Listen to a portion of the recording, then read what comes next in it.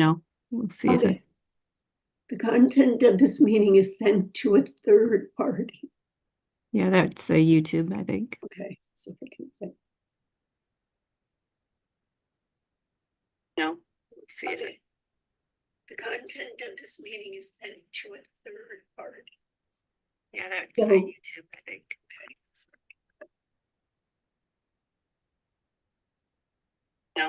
See if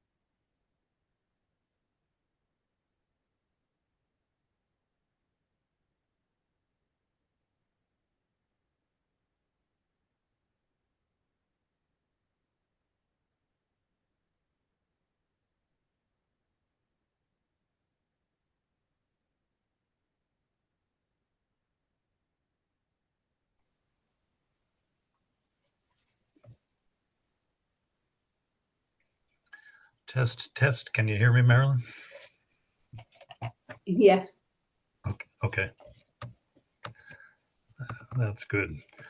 I have high stress level right now because Arsenal and Liverpool are playing, and it's 1-1. Oh my gosh. It's even more important than the Super Bowl. That's right. That was a crazy Tottenham game yesterday. What were you watching, Andy? This is Kim. I watched Tottenham yesterday, yeah. Oh, so you're a Tottenham. Are you a Tottenham fan? I'm a Liverpool fan, actually. Oh, my daughter and her husband are Tottenham fans. So, and they Yeah. they don't want to know until they've seen the game, so they stay Oh, far away. They're blacked out, huh? Yeah, they try to, but it doesn't always work. I do the same thing. I try to do that myself, and it's amazing how, it used to be pretty easy to black yourself out. Now, you check the weather, and you might get something will pop up on your phone, and it says, "Oh no," and you know. Well, since when did the American news start covering the Premier League event games? Yeah. So it was Ted Lasso's fault. So Yeah, we kind of caught the bug a long time ago when our youngest son, or no, our oldest son really loved Oh. soccer. He loved soccer. And so about 2008, maybe 2007, 2008, he started picking it up. He was 14 or so and started, and then I'm thinking it was the forward that Liverpool had at the time, is a Spanish guy, Torres, fun to watch, and he kind of said, "I'm a Liverpool fan," and so we're Liverpool fans. okay. All right.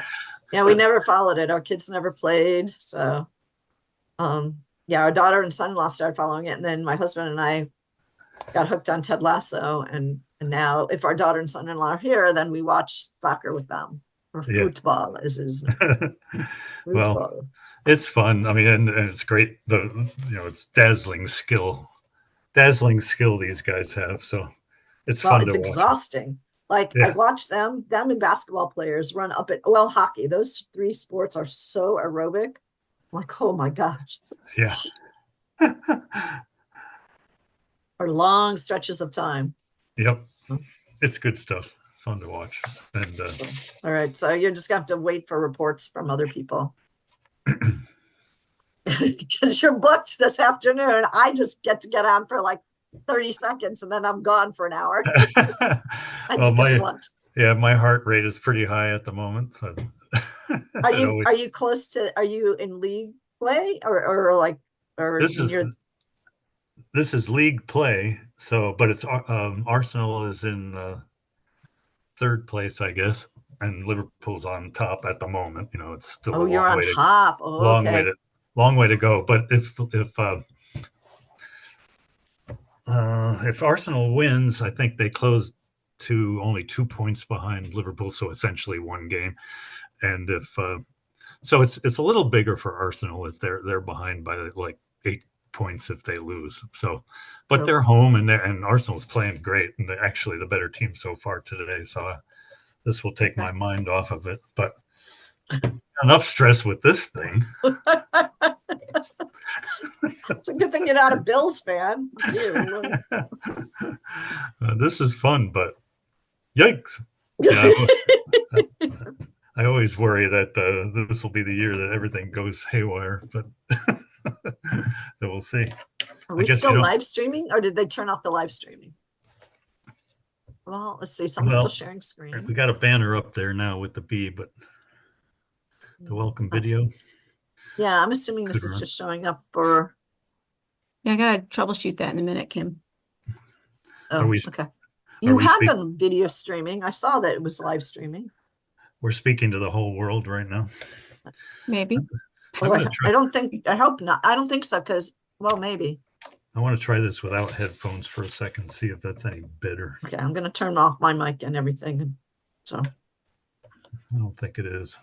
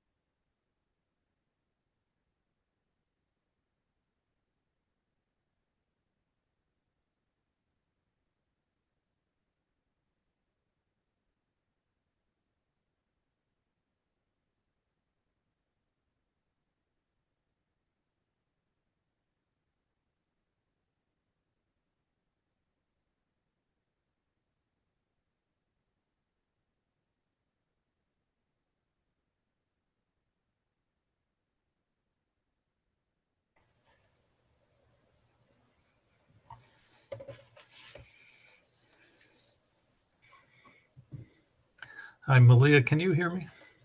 Yes. Okay. Yes. Do I have the pronunciation of your name right? If Malia? Yes. Yeah. Okay. That's correct. Okay. Good. Thanks.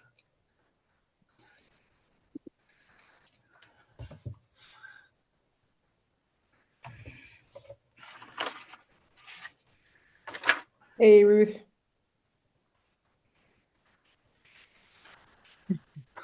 You're looking good. Thank you. Making my comeback from surgery. Yeah. My brain is okay. I think it is. We'll find out. Hopefully, you don't have to use your thumbs in the competition, right? Hi, Leah. Can I listen to your mic?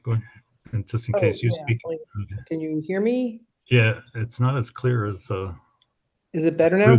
Ruth's is really clear. That's nice, but I'm not hearing you as clear. But Oh, really? It's not changing? I don't think you can do anything about it. And your plan is not to talk anyway. But I'm Yeah. hoping. But no, I'm on campus because I think. I'm watching my sister's rescue dog, and she is not quiet. Oh, So if she's already very loud and whiny, and I mean it's not her fault. She's been rescued. But if I'm talking on this, she's gonna want to participate. And when I won't, she'll, okay. implode. So She spells everything WOOF, probably, right? yeah, exactly. Plus whine, whine, whine, whine, shriek, shriek, shriek, shriek. Yeah. So, Does she settle down at night or is this a 24-hour no, thing? she does not. No, it's 24 hours. She was just rescued, and my sister had an emergency. So she's a veterinarian, so she had to go somewhere. And so I'm watching her dog for her. And this dog she is sweet. She is a sweet, sweet dog. But she clearly has separation anxiety and attachment issues. So, and she expresses them frequently, unrelentingly. So yeah.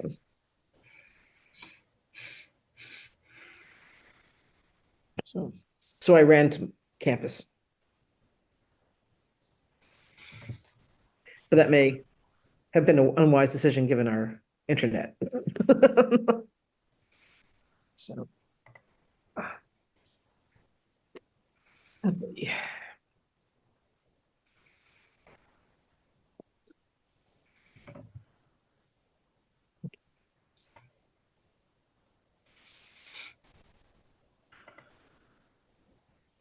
I'm just going to go back off camera just to make sure people know I'm here. There's Laura. Hi. Hi. Hey, Laura. Can you give me a sentence or two, Laura, just to make sure I hear you okay? Hi, Andy. It's so great to see you again. It's good to see you too. Thanks for doing this. And yeah, I think I can hear you clearly, so that's good. I have a new computer this year, and I'm on little headphones, which are on the old side because my new computer is very tinny on the regular microphone. So I hope this is good, but it's good for you. So that's good. I can hear you fine. Great. Let's see who else we got.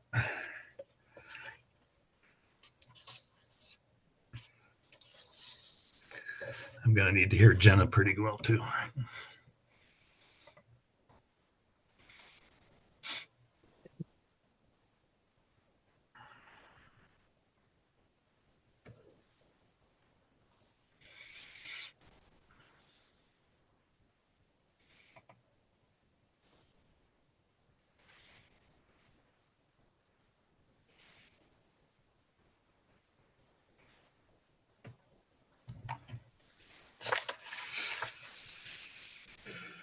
Been 5 years in engineering and then I switched to economics.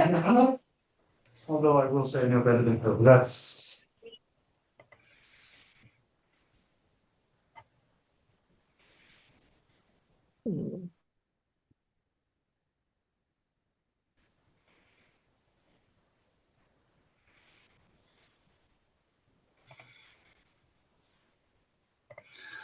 Hi, spellcasters. This is Andy Thomas. If you can turn your mic on, I'd just love to hear you, the speller speak Hear us okay? a little bit for me and see how loud it is. Roger that, Andy. Here we are. This is this is me talking. This is you. Yep, this is me. Okay. That's pretty good. There, because you're far away, there may be a little delay in audio as matched up to video. Is this I guess any better? I think it looks good. Looks good. Okay, And, great. your teammates are going to have to really lean in if they want to be on screen, but that's good. And I can hear you fine. I think there's a possibility that if my lips don't match up with the word, Mhm. that could be a little distracting for you. Hopefully that won't happen, but don't try to ignore the video because I'm not that handsome anyway. So you might as well just listen. Okay. So You look and you sound fine from over here, Andy. So I wouldn't. I'm not too worried about it. you're very kind. You get passed into the championship round. Automatically. Let's go! Sorry, everyone. Well, we're excited and yeah, happy to be here. Okay. Jenna, could you give me an audio check as well? Hello. Hi. Can you hear me okay? I don't know, maybe tell us your favorite flavor of ice cream or something like that. Oh, my favorite flavor of ice cream is Panda Paws. Okay. I think you're going to be allowed to stay in the competition. I'm checking out the microphone. It's a little muddier than Lara's, so I don't know. Try to be patient when you spell, and I'll ask you if I really have trouble. We'll go to the judges and we'll go to repeat something if we have to. Hopefully not. Okay. Sounds good. Okay. Nice and loud for me. All right. I guess I'm going to pass it off to the powers that be.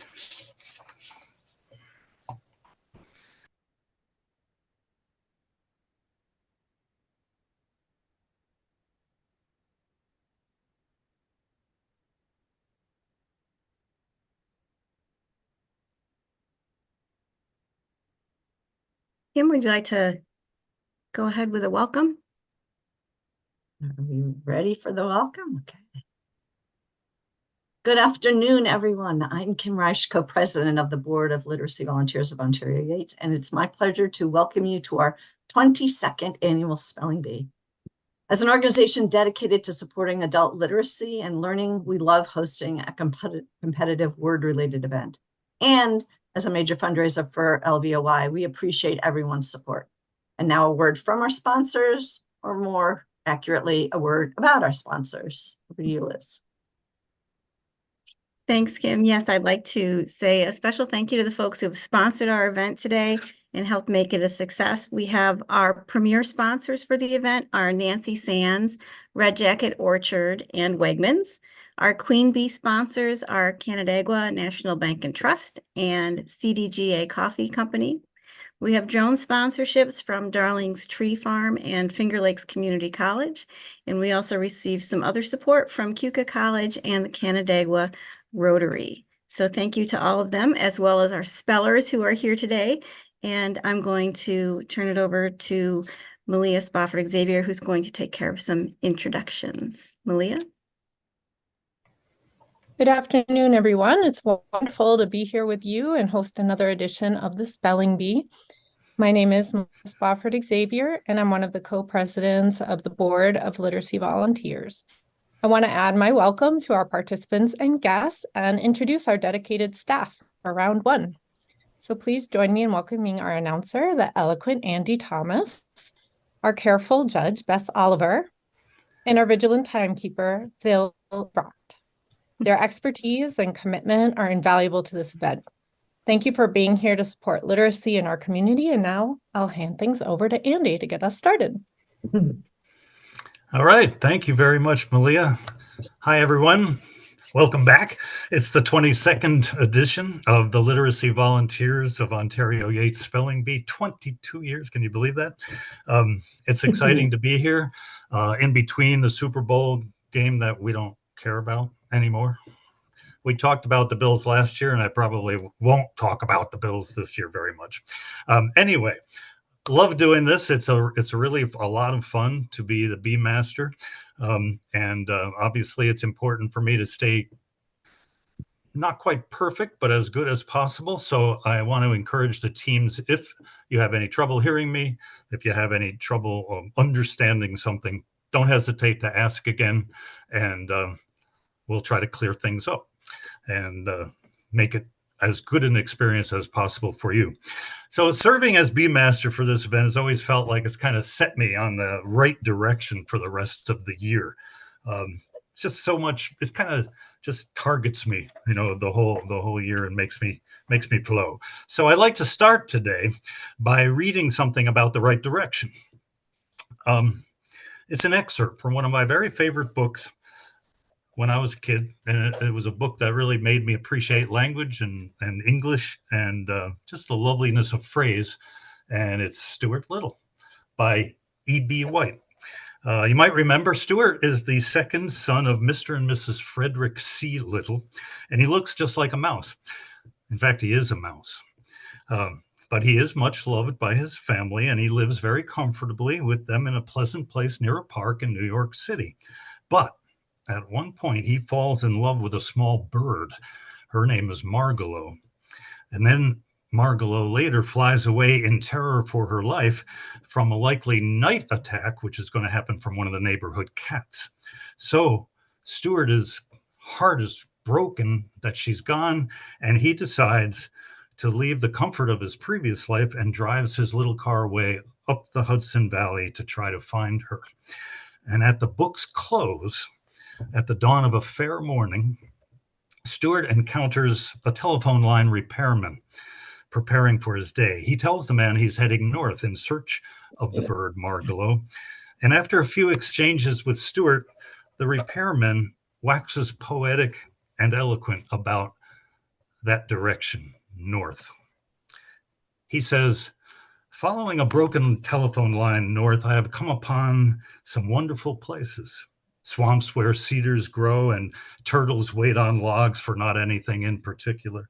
Fields bordered by crooked fences broken by years of standing still. Orchards so old they have forgotten where the farmhouse is. In the north I have eaten my lunch in pastures rank with fern and junipers, all under fair skies with the wind blowing. My business has taken me into spruce woods on winter nights where the snow lay deep and soft, a perfect place for a carnival of rabbits. I have sat at peace on the freight platforms of railroad junctions in the north, in the warm hours and with the warm smells. I know fresh lakes in the north, undisturbed except by fish and hawk and, of course, by the telephone company, which has to follow its nose. I know all these places well. They are a long way from here, don't forget that. And a person who is looking for something doesn't travel very fast." "That's perfectly true," said Stuart.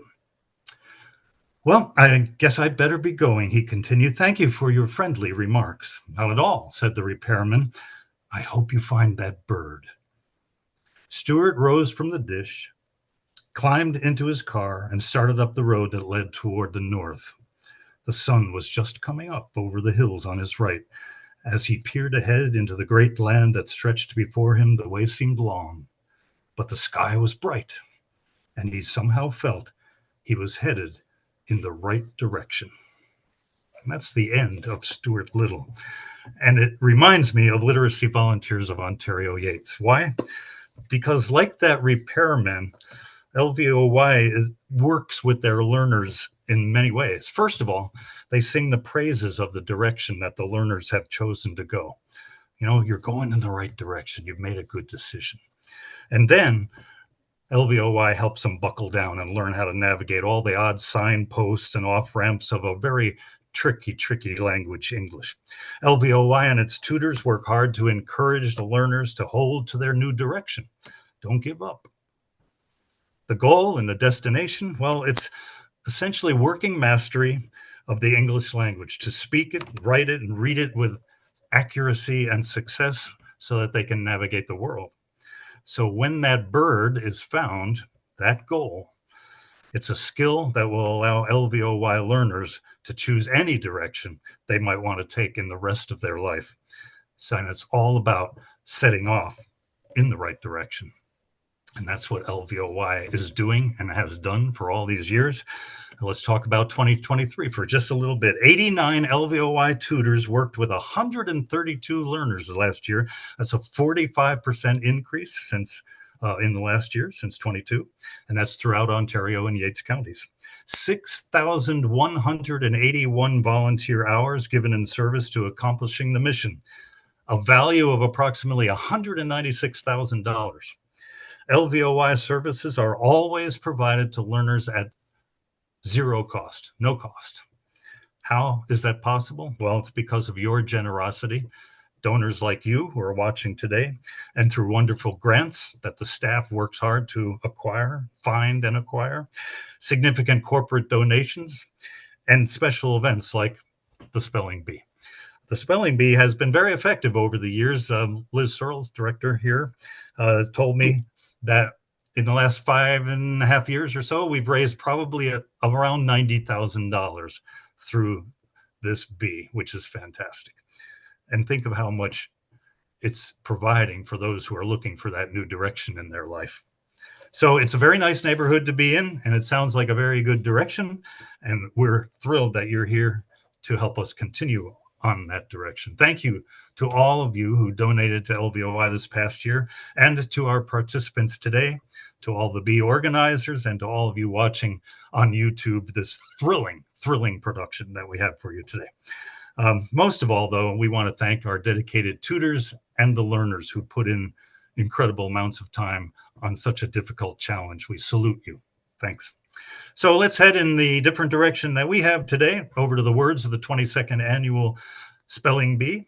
For 2024, we're going to have 7 teams total. There will be 2 rounds. They're timed for an hour each. The winner of each round qualifies for the championship round that'll be held at 3 p.m. So here are the teams for round 1. Team 1, representing Canandaigua National Bank and Trust Company, is, or Team R, I'm not sure about the grammar on that one. Anyway, it's the CNBs. The team is the loyal supporter of LVOY. They've been here a lot of years before. And this year we're featuring captain and speller Jenna Turetsky, and she's joined by Kaylee Lowe and Denise Cheadle. So welcome, CNBs. Thanks again for your participation. Glad to have you here. Team 2 today in round 1 is the 3-time defending champion trio, and they won a couple before that. They're from Hobart and William Smith colleges. And last year I called B+ LVOY Spelling Bee royalty. That was last year. Then they won again. So now I think I have to call them, well, I have to say that they stand at the zenith of the pantheon of Spelling Bee gods. No pressure, no pressure. Welcome back, B+. Thanks so much for your ongoing support. It's fantastic to have you. B+ is captain and speller Lara Blanchard, Ruth Benedict, and Leah Himmelhock. And we are grateful for your dedication. It's fantastic. Rounding out round 1 is Team 3, and we have a new team with us. They call themselves the Spellcasters, so we can cue the spooky music. They hail from literacy volunteers of Rensselaer County. So we hail the advantages of Zoom to be able to have you with us today.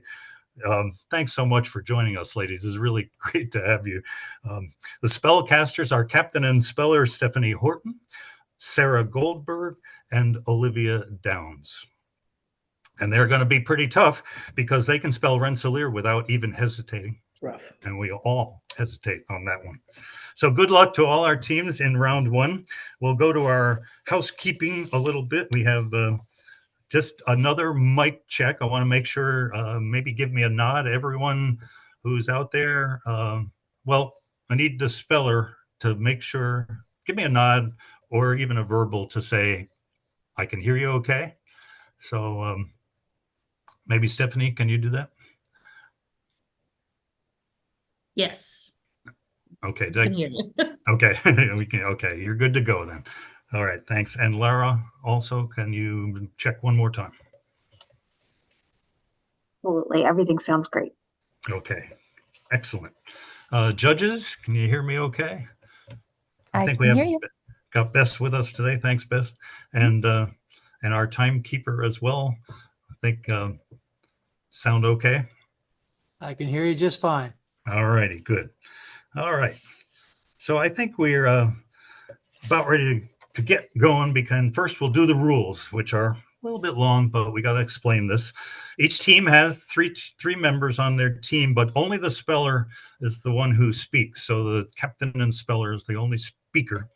They have that appointed designated speller. So what the speller does after I started out, what I will do is I'll say the word, I'll use it in a sentence, and then I'll say the word again. The speller needs to say the word so that we are sure you understand the word you are spelling as best as possible. Then spell the word, and then say the word again so that we know you've finished spelling.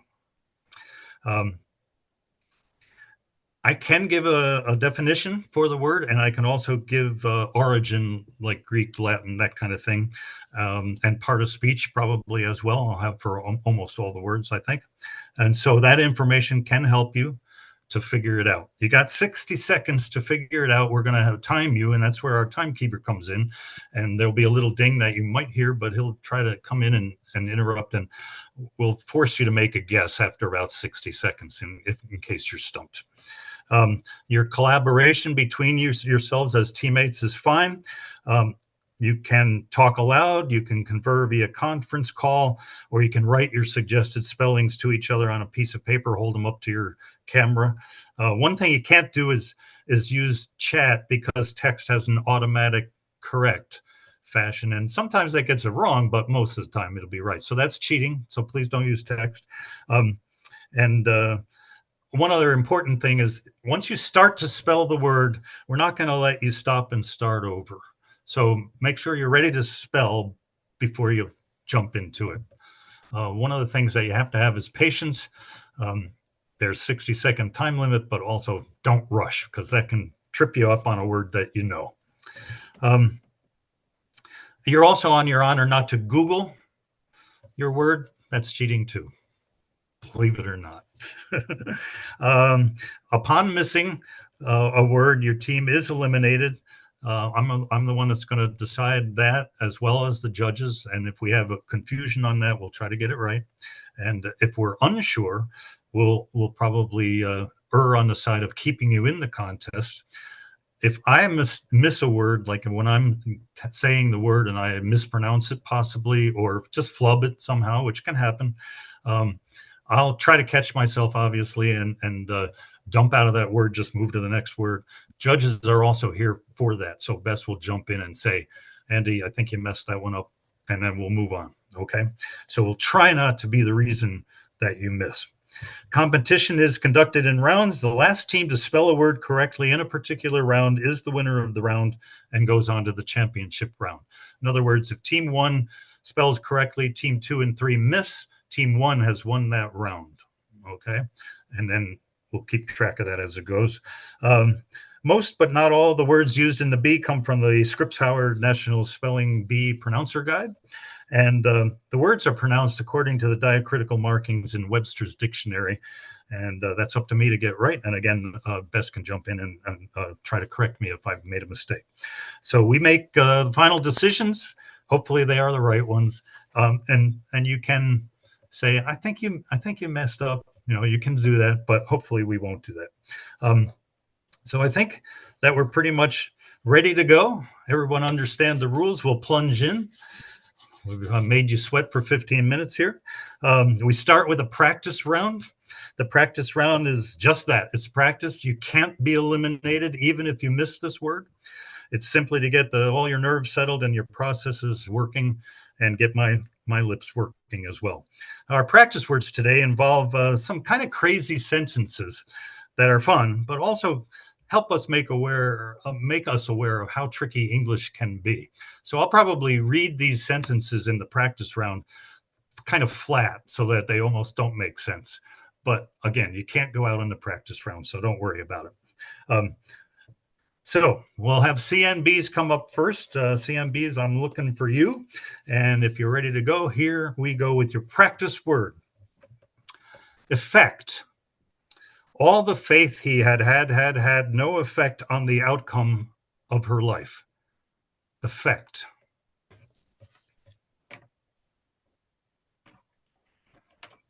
So CNBs, we're looking for your spelling of effect.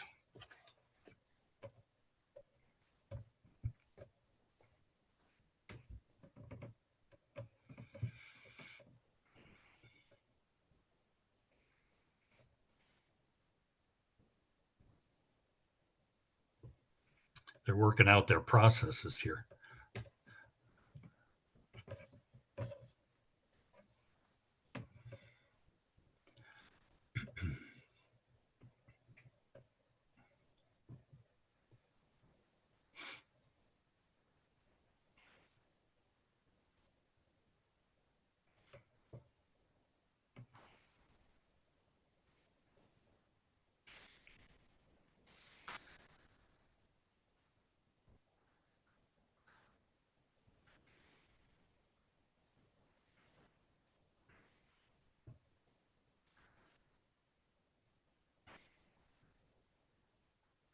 We were working out our processes, so thank you for your patience. I guess so. Violate the time already on the practice round. My goodness. Go ahead. Sorry. EFFECT, effect. That is correct. The sentence is a very weird one. It's pronounced correctly, though. It is grammatically correct, even though it's kind of hard to understand it the way I read it. All the faith he had no effect on the outcome of her life. 4 hads in a row. How weird is that? The sentence has a double use of the past perfect tense, and the first had is a modifier to faith, and the second is the main verb of the sentence. 4 hads in a row, but still a correct sentence. English. All right, let's move on to the practice words for B+. The word is soldiers. The complex houses married and single soldiers and their families. Soldiers.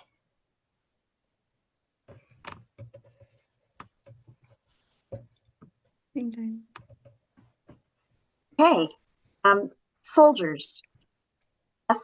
SOLDIERS. Soldiers. That is correct. A very strange sentence that sounds like nonsense, but it's actually not, because if you read it correctly, it's the complex houses married and single soldiers and their families.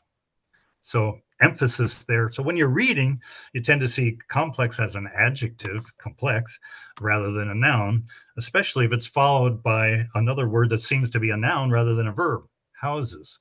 So English can be very difficult for that reason. All right, let's go to spellcasters. And your practice word, spellcasters, is professor. The man, the professor, the student has studies Rome. Professor.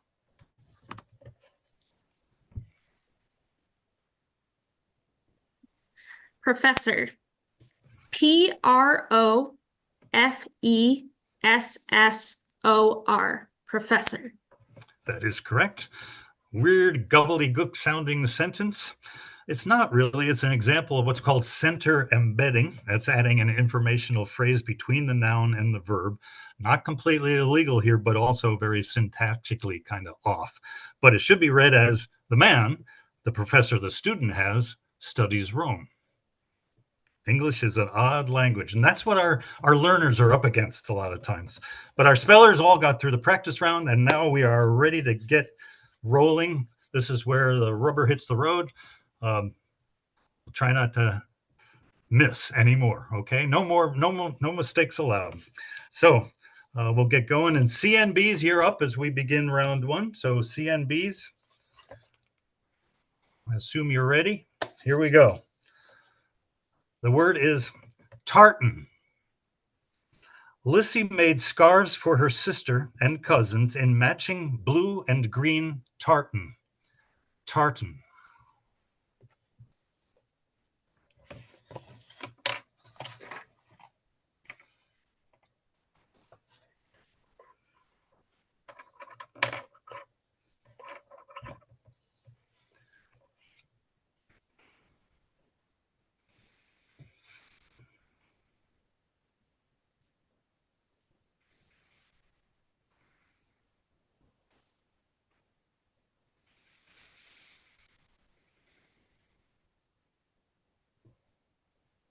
Okey-dokey.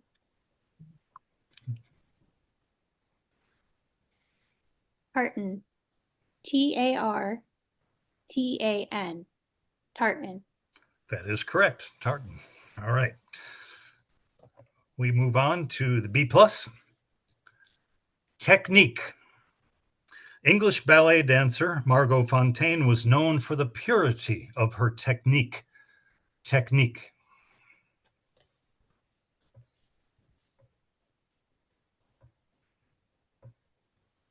Pechnique.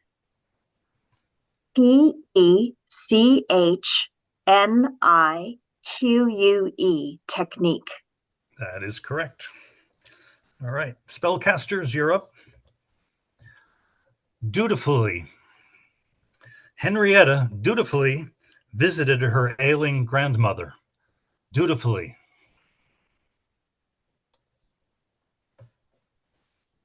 Dutifully. Dutifully. Dutifully. All right. Everybody survived the first word. All right. Yay. All right. Everybody relax now. I'll move to those 17 syllable words here. No, just kidding. Back around. Here we go to B plus. Let's see, to CMBs. Sorry. Mournful. Ivan the dog made a mournful little noise when his human refused to share the last bite of steak. Mournful.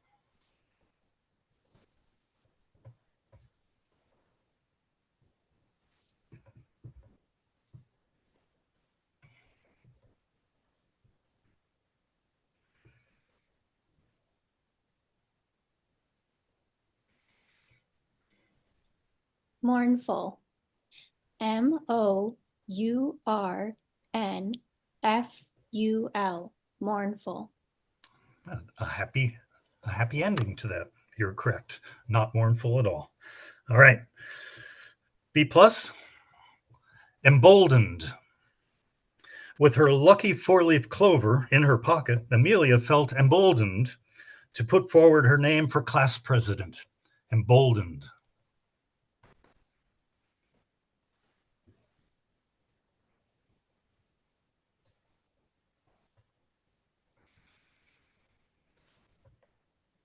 Emboldened.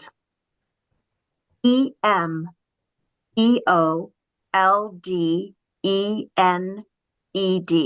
Emboldened. That is correct. All right. Spellcasters. Contessa. The Contessa moved gracefully through the halls of her palazzo to greet the guests. Contessa.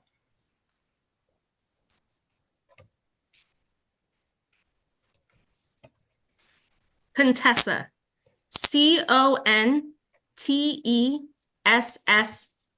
Contessa. Correct. All right. We're rolling now. Everybody's heading out. All right. We're back to CNBs for another word. Grackle. The common grackle is omnivorous and will steal food from other birds. Grackle.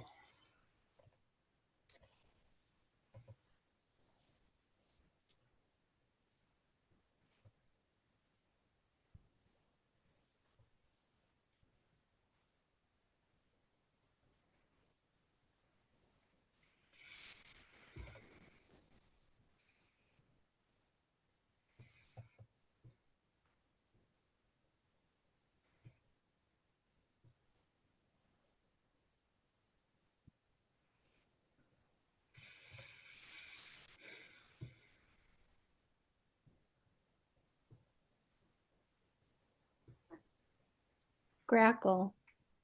Grackle. Grackle. That is correct, Grackle. I have to apologize to my judge, Beth Oliver here. I'll give you the page number that we're on and the number of the word. I forgot to do that. So you can follow along. We're on page 4. I'm going to the next word, 313. Sorry, Beth. All right. No worries. B+, you're up. The word is flow. Jagged chunks of flow around the tanker suddenly joined, trapping the vessel in a sea of solid ice. Flow.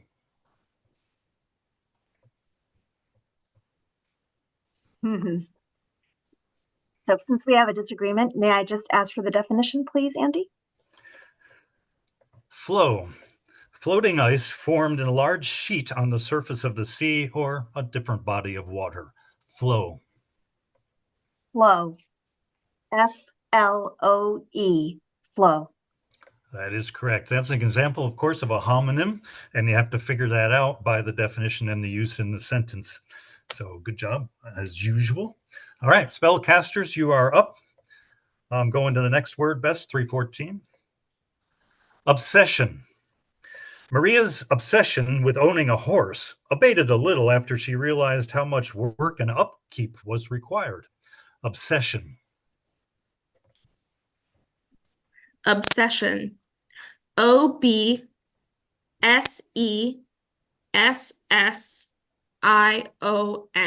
Obsession. That is correct. B+ has kind of an obsession with this contest. They're here every year. Okay, we're back to CNBs. Next word down, 315. Cuspids. In humans, the permanent cuspids typically emerge when a child is approximately 12 years old. Cuspids.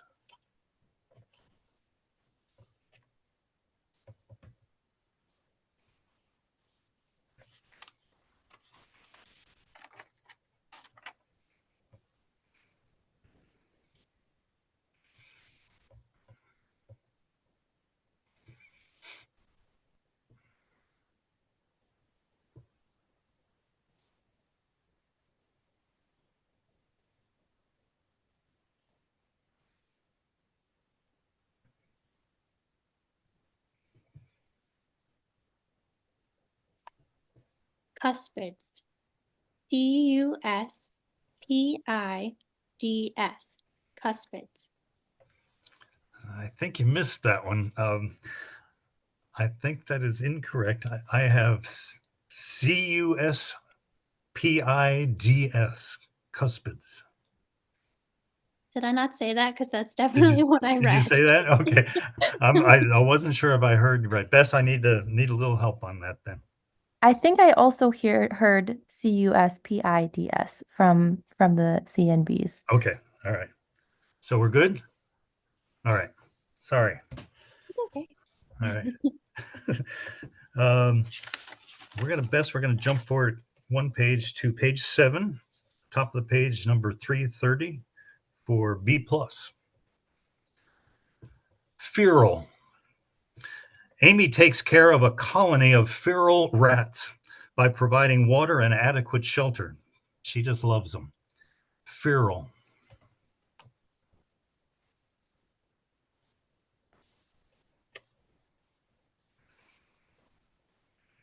Feral. F-E-R-A-L. Feral. That is correct, feral. Okay. Going down to number 333 on the same page. Spellcasters. Capris. Emma decided to change into a pair of capris for her walk on the beach. Capris.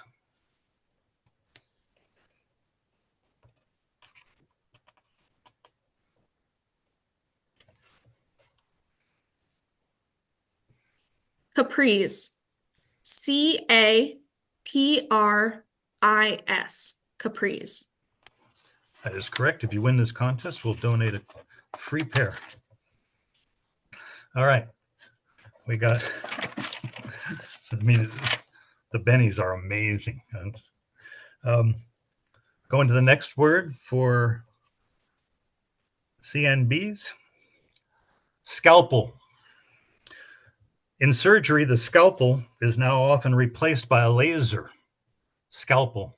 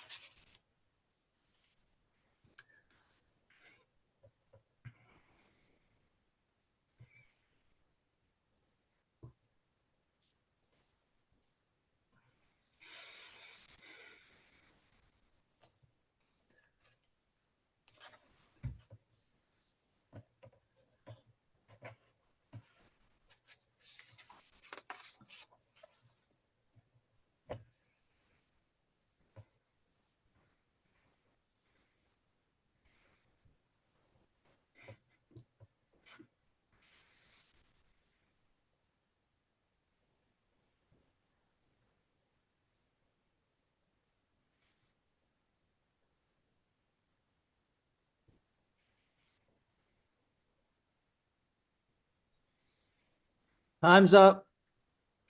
Okay, we're going to have to get an answer, CNBs. Scalpel. I'm sorry, I messed it up already. So, SCAPAL, scalpel. Okay, well, you did miss it anyway, I think, but we would have had to have you miss anyway. Obviously, your health is so good you haven't been under the scalpel, so I think that's good. Scalpel is SC like cat, ALP like Peter, EL, scalpel. CNBs, thanks very much. I guess that eliminates you from the round, unless the other two teams both miss this next word. If that happens, you're still in it. So you're not quite out of it yet. All right. We're going to jump ahead best to page 10, number 309. This is for B+. Wheelwright. In the days of the horse and buggy, the wheelwright had an essential job to do. Wheelwright.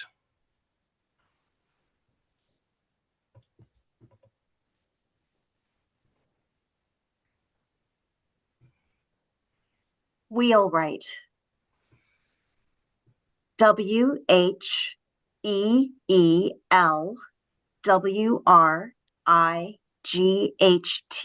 Wheelwright. That is correct. A little tricky word in there because of that W in the middle, but you got it right. Wheelwright is correct. Go to the very next word for the spellcasters. Applicable. The teacher told June that while her story about finding $1 on the playground was compelling, it wasn't applicable to their lesson on John F. Kennedy. Applicable.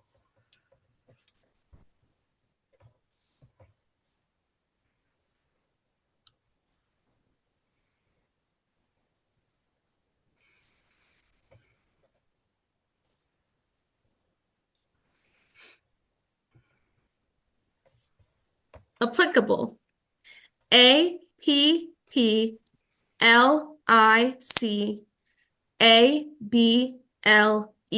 Applicable.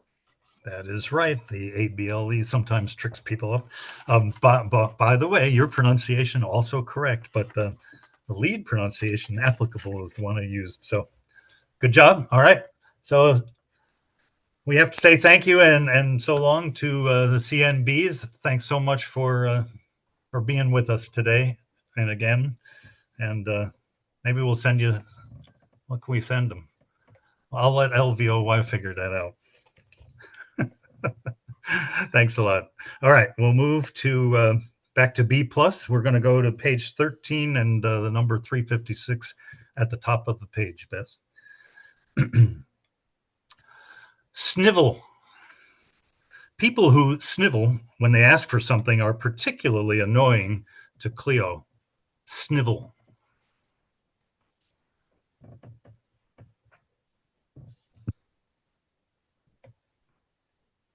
Snivel. Snivel. Snivel. That is correct. Going to jump down to number 360 on the same page for our next word for the spellcasters. Elongated. Ben watched hypnotized as the chef folded and elongated the dough repeatedly until it became a bunch of noodles. Elongated. Elongated. ELONGATED.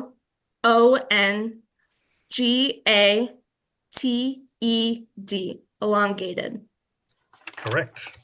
Now we're rolling. All right, we're going to go back to B+. We're moving to page 16. Top of the page, 166. Tapirs. Although they frequently live in forests, tapirs with access to rivers spend a good deal of time in and underwater. Tapirs.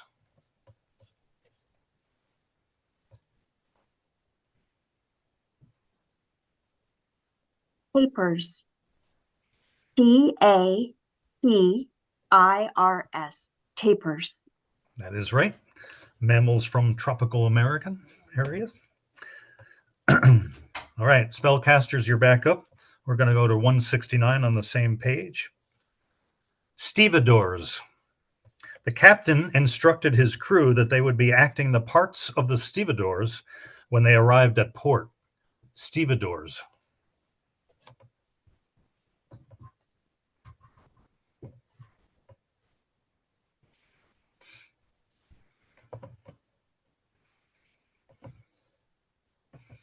Andy, could we have the definition, please? Yep. The word is stevedores. It's those who work at or are responsible for the loading or unloading of a ship at port, not usually the crew. These are people usually at the port, employed by the port. Stevedores. You got to get this, or else B+ will win the round and move to the championship round, since you're second in this round.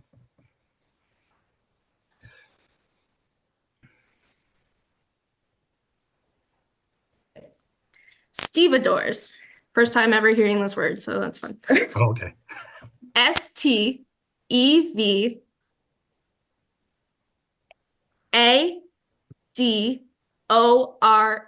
Stevedores. Oh, I'm sorry. You didn't unload the freight properly on that one. So stevedores is STEV. That was good. But then that's an E in the middle rather than an A. And it finishes with DORES. Stevedores in the plural.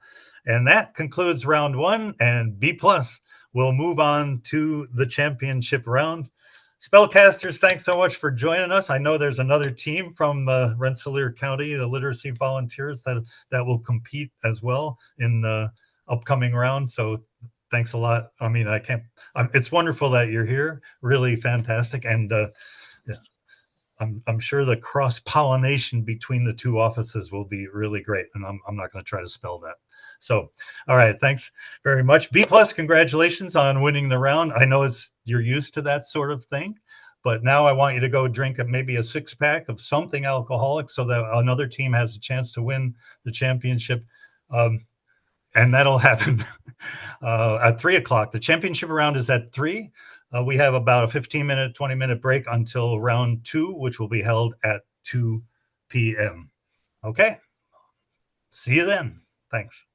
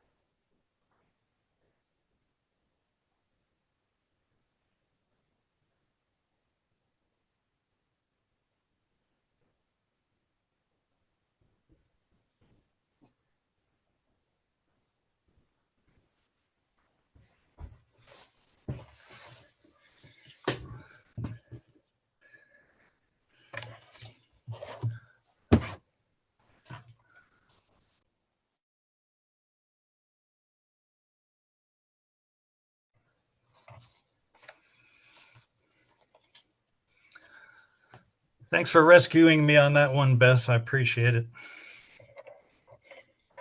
No problem. I was second guessing myself Oh, too. I don't have my my ears in. Hold on a sec. Oh. Gotta put these in. Okay. Sorry, Bess. I Oh, thought about it for a second too, but I'm glad we could do a sanity check there. that was the right thing. Yeah, that was the right thing. It sounded weird to me, but her mic was slightly muffled compared to the others, and I was struggling a little. So, okay.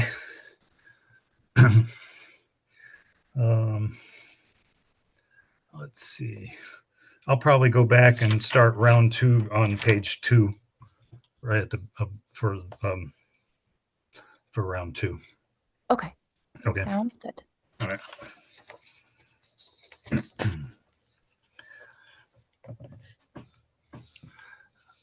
Question for Kim or Liz or Marilyn.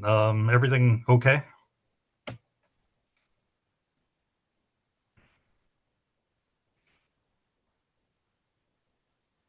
Yeah, everything was fine for me. Glad Bess caught you. I was trying to figure out whether we're still live at the moment with the slide or whether we're at least the audio is muted while we're in between sessions. Yeah, we're probably on, but we have the plate up right now, right? I don't know. I Yeah. guess I should use chat. Sorry. No, yeah, because I don't think they're going to see chat. So that's all I was wondering. It was just that was my only tech question. But Okay. I thought first round went smoothly. Andy, nice job. Okay, I'll mute out.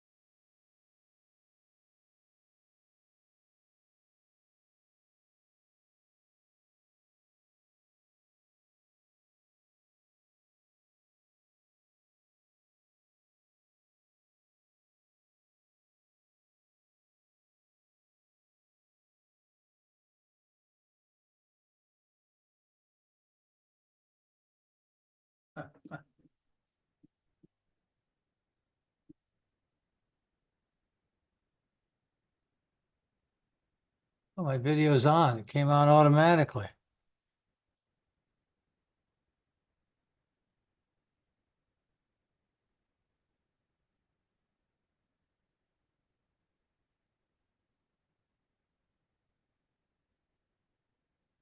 Nobody's talking.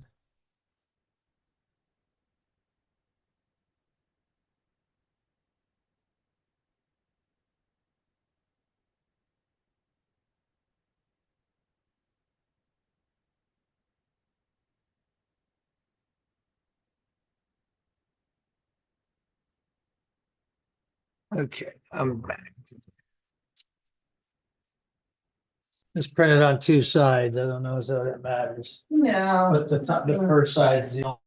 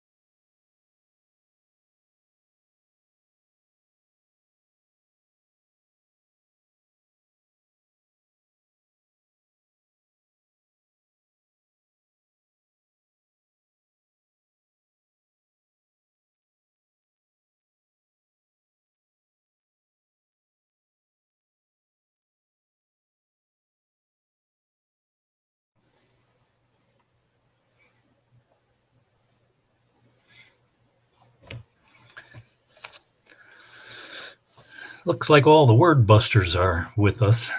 Hi, thanks for playing. And I just want to do a quick mic check with Karen. It's the meeting. Regardless of what time. Is it? What do you use? Teams. Nowadays. Go back and mute. Oh, sorry, Nancy. Sorry, Nancy Benz. Nancy, I want to make sure that you can hear me okay and that I can hear you okay. So if you, I can hear you. okay, just give me one more sentence. A sentence? Okay. Yeah, anything you want to say, just so I can just. Oh, sure. Well, the word busters are looking forward to this year's spelling bee and taking home the championship trophy. Oh, all right. I love it. Okay. Not if the oxymorons have anything to say about that. All right, Oxys. All right. I also totally didn't realize that we weren't muted, so said even better. I can The hear you rain in guys well. Spain That's good. falls mainly on the plain. Don Taylor, can I get a mic Yes. check from you? Testing 1, 2, 3, 4. The rain in Spain falls mainly on the plain. Okay.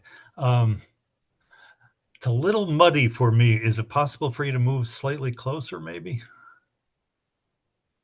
Sure. Is that better? Better or worse? I think that's a little better for me. Yes. The closer you are, probably the better for me. There's a lot of variation on microphones. So let's see.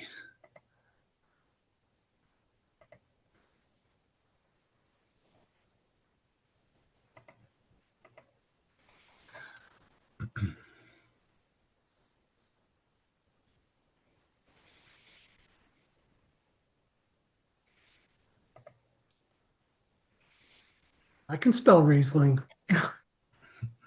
Yeah. So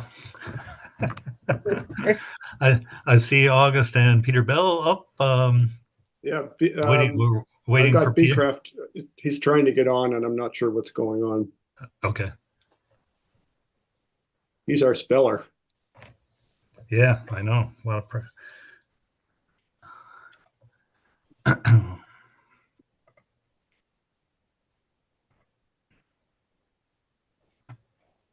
That's him.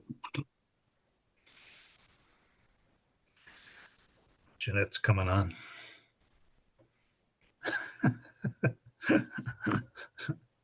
Yeah, you can't really see. He doesn't even have the camera pointed at his head. But this is to show you that he has a heartbeat. Yeah. He looks well.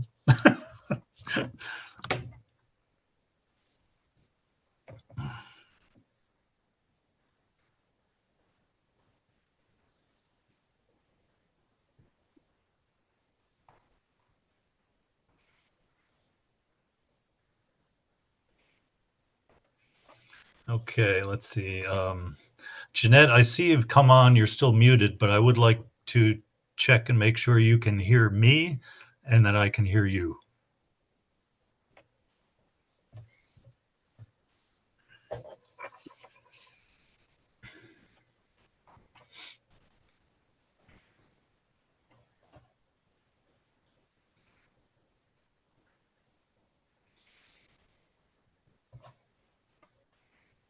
Can you hear me now? Okay. All Yes, right. that sounds good. Can you hear me all right? I can hear you all right. I'm going to actually try to turn you up a little louder. Here we go. Okay. He's as loud as he can be. As they say in Radio Land, testing. 1, 2, testing. 1, 2. Phew. Okay. I think we're good, but we don't have Peter yet, right? Oh, I'm not the last one to join.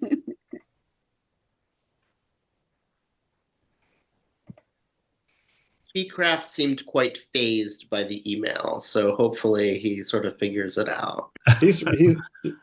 August, you got to get on our FaceTime. I was not invited to the FaceTime, Peter. He has to invite both of us. Yeah, he's going to send you another invite. All right. Oh, yeah. I see. I don't know. One of you might have to come in and actually take over that pronouncing role. I don't know. A spelling role. Let's see. Yeah, okay. That's an entirely different thing would be for you to respond. Okay, they're working on it.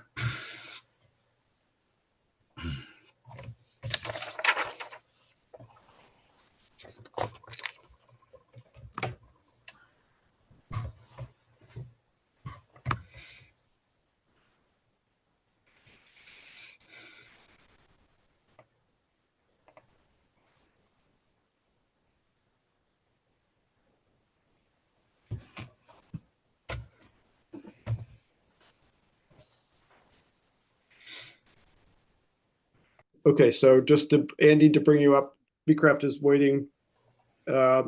She says the host is on his computer. It says the host is joined. We will let you know when you can come on or something like that. I just admitted him. Someone has to let him in. He's coming in.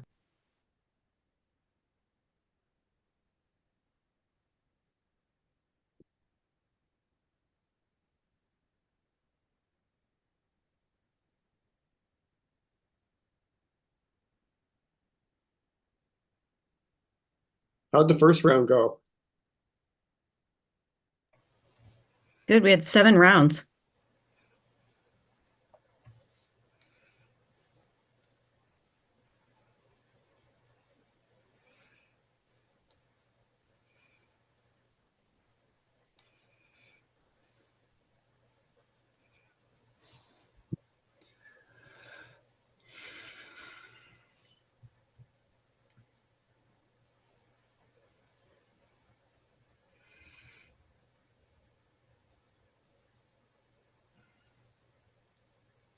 Andy, he's on, but he can't unmute. Oh, I think he might mute us. We'll have to see how that goes. All right, keep my mouse in that corner.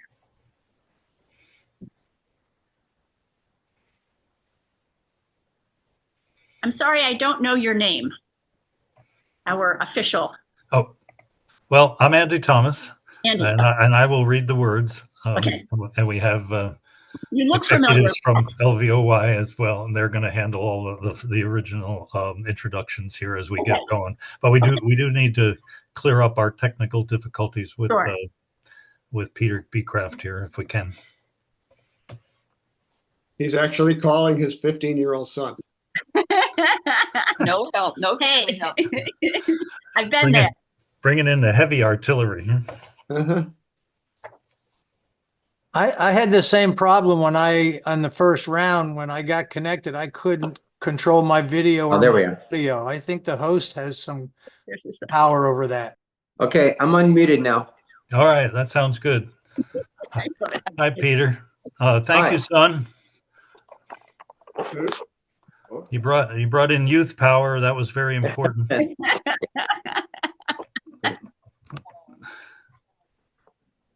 Peter Yeah. Beecraft, welcome. Yes. I just want to make sure you're hearing me okay. Are you hearing and seeing me okay? And could you just say something about your wonderful wine at Anthony Road for 1 second so I can make sure I hear you all right? Yes, my wonderful wine is way more effective than me on Zoom. Okay. I can hear you pretty well. That sounds good. So I think I've got everybody pretty well in my headphones. So Kim and Malia, I think I'm set. Okay. Good afternoon, everyone. I'm Kim Reich, co-president of the Board of Literacy Volunteers of Ontario Yates, and it's my pleasure to welcome you to our 22nd annual Spelling Bee. As an organization dedicated to supporting adult literacy and learning, we love hosting a competitive word-related event. Thanks for being here. And as a major fundraiser for LVOY, we appreciate everyone's support. And now a word from our sponsors, or more truthfully, a word about our sponsors. It's over to you, Liz. Thanks, Kim. I'm Liz Searle, the Executive Director for Literacy Volunteers Ontario Yates, and thank you all for being here today. And a special thank you to our sponsors. Our premier sponsors for today's event are Nancy Sands, Red Jacket Orchards, and Wegmans. Our Queen Bee sponsors include Canandaigua National Bank and Trust and CDGA Coffee. We have drone sponsorships from Darling's Tree Farm and Finger Lakes Community College, and also additional support from Keuka College and Canandaigua Rotary. So thank you to all of those folks, and I'm going to invite our other board co-president, Malia Spofford Xavier, to make some introductions. Thanks so much, Liz. It's wonderful to be at another edition of Literacy Volunteers Ontario Yates Spelling Bee. I'm Malia Spofford Xavier, one of the co-presidents of the board, and it's my pleasure to introduce our dedicated staff for round 2. Please join me in welcoming our announcer, the eloquent Andy Thomas, our careful judge, Bess Oliver, and our vigilant timekeeper, Phil Brock. Their expertise and commitment are invaluable to this event. And thank you all for being here to support literacy in our community. Now I'll hand things over to Andy to get us started. All right. Thank you, Malia. And thank you, everyone, for being here. We're about to start round 2 of the 2024 Literacy Volunteers of Ontario Yates Spelling Bee. This is the 22nd year we're doing the Spelling Bee. It's great, exciting. And we've had a round 1 winner, B+, the team from Hobart and William Smith Colleges, a very tough team to beat. They are through and into the championship round. And now we're going to have round 2, which will involve 4 teams. And the round winner will go to the championship round. So before we get rolling, however, I used a little Stuart Little to talk about going off in the right direction, the one that you're comfortable in at the beginning for round 1. And I'd like to do some language which takes us in a little bit of a different direction right now. Here's the opening paragraph from Ernest Hemingway's A Farewell to Arms. In the late summer of that year, we lived in a house in a village that looked across the river and the plain to the mountains. In the bed of the river, there were pebbles and boulders, dry and white in the sun, and the water was clear and swiftly moving and blue in the channels. Troops went by the house and down the road, and the dust they raised powdered the leaves of the trees. The trunks of the trees, too, were dusty, and the leaves fell early that year.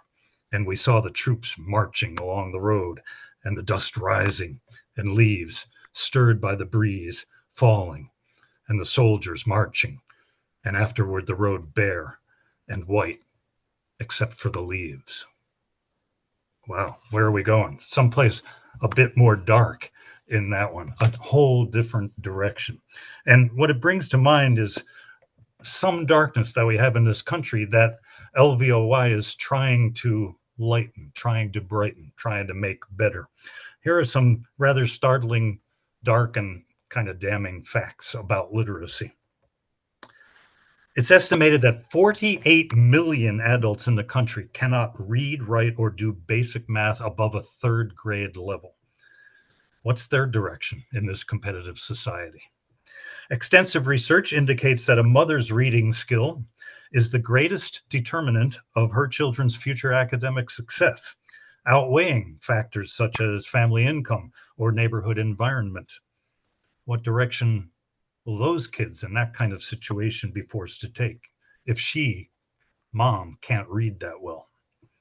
Workers who have less education than a high school diploma have the lowest median weekly earnings, 300% lower than the median weekly earnings for those with the highest level of education. And that's not going to help our country's direction much either. It's estimated that bringing all adults to the equivalent of just a 6th grade reading level would generate an additional 2.2 trillion, that's trillion with a T, in annual income for the country. And what a change in direction for us that would be. So as you consider the immense difference in direction our tutors make for their learners here at LVOY, hopefully you'll consider even an extra donation. We're thrilled that you're with us today, but the challenge is great. And we're going to do it here in Ontario County and Yates County for us. And of course, we're joined today by the folks who are wonderful workers, tutors, and learners, and doing a great job in Rensselaer County, where the problems are at least as large. So let's follow Hemingway's marching troops now into that scary, risk-ridden trench, and that is the spelling bee. It's scary down here, but you will go home unharmed even if you miss a word. So sounds like fun. Let's go to it. There are 4 teams in round 2. We'll introduce them. Team 1 represents Anthony Road Wine Company, E&J Gallo, and Finger Lakes Wine Consulting. They are 3 gentlemen who have been here before and are very fine spellers. They call themselves At Least We Can Spell Riesling. And they've been runners-up on a few occasions in the past. And so maybe this year they're ready to pull the cork on a championship. At least we won once. Oh, did you? All right.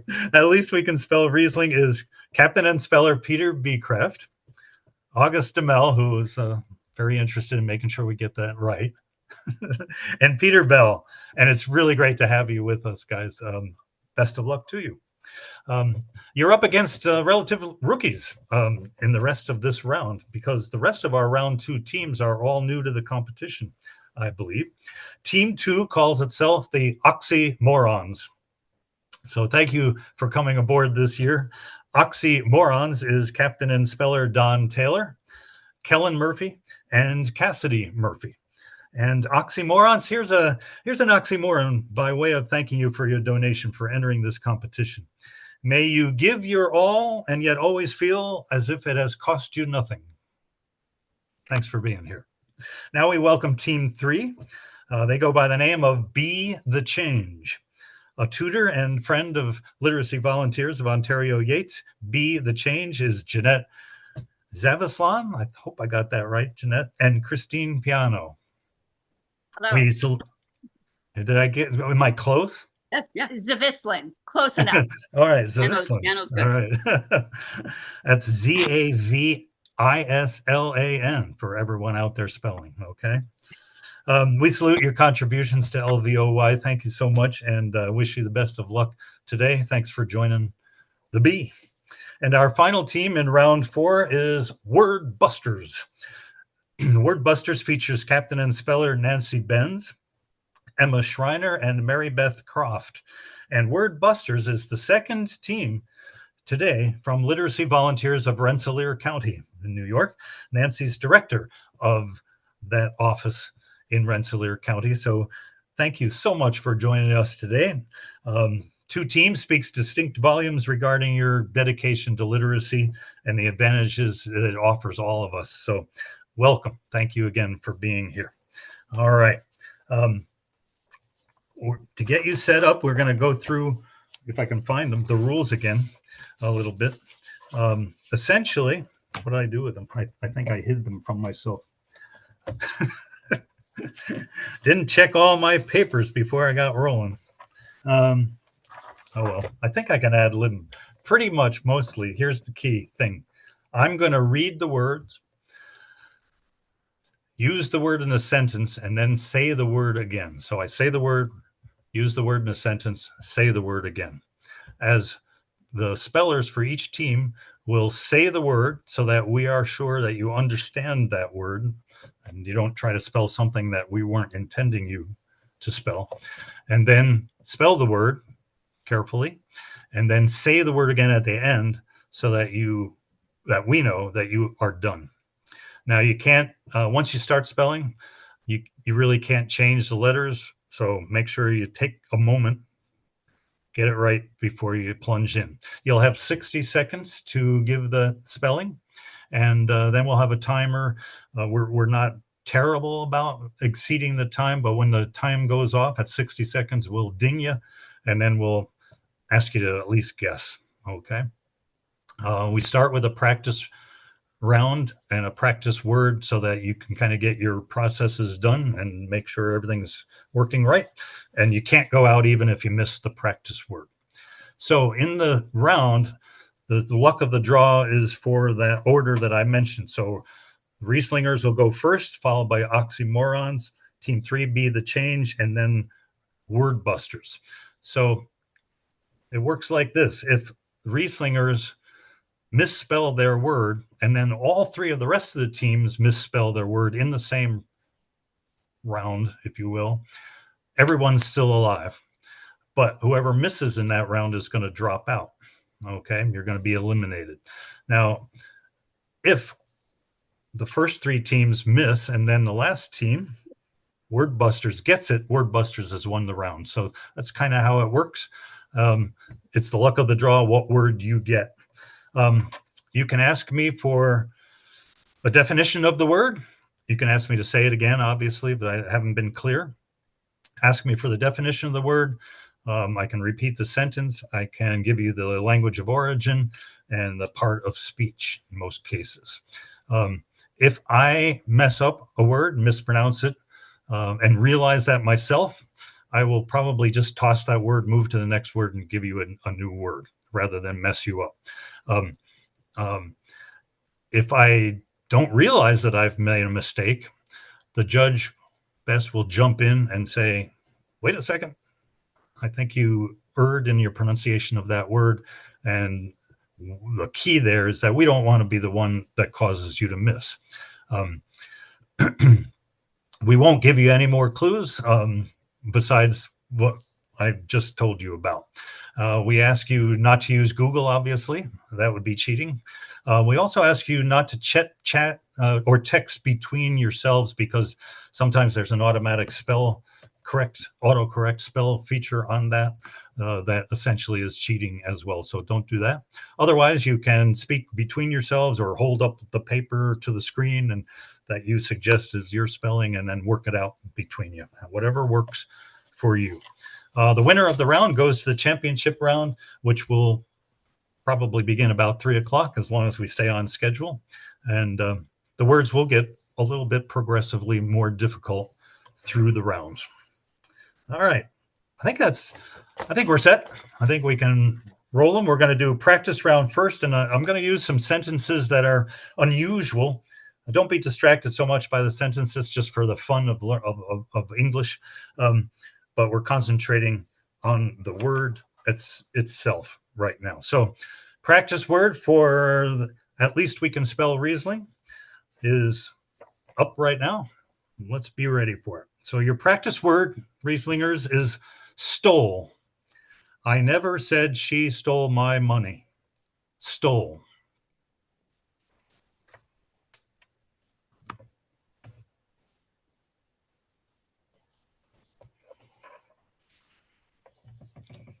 Stole. S-T-O-L-E. Stole. That is correct. The reason that sentence is interesting, you can read that sentence with 7 different emphases and get 7 different meanings out of it. I never said she stole my money. I never said she stole my money. I never said she stole my money. I never said she stole my money. I never said she stole my money. I never said she stole my money. I never said she stole my money. So that's how unusual English can be when it comes to the emphasis of each word. So practice word for oxymorons. Thoughtful. A rough-coated, dough-faced, thoughtful plowman limped coughing through the streets of Scarborough after falling into a slough. Thoughtful.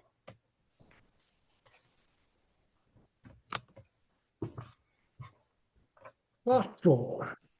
Thoughtful. Thoughtful.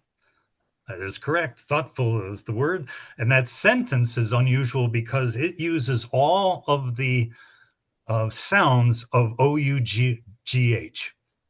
Rough, dough, thoughtful, plow, cough, Scarborough, and slough, which is S-L-O-U-G-H, but pronounced like it's S-L-E-W. Now you try to figure out English if you're a new learner. All right, now practice word for our team, Be the Change. Your word is liquor. Pack my box with 5 dozen liquor jugs. Liquor.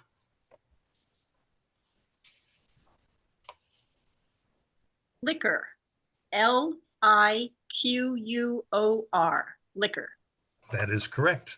And the reason that sentence is kind of interesting is it uses all 26 letters of the alphabet and does so in the fewest number of letters in an actually grammatically correct sentence.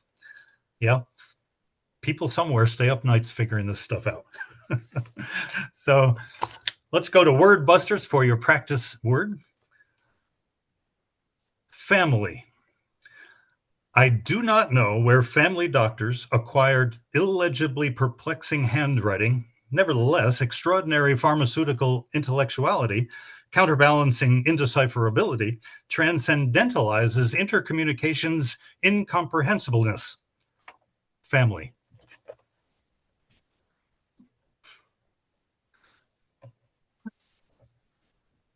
Can I get a definition, please?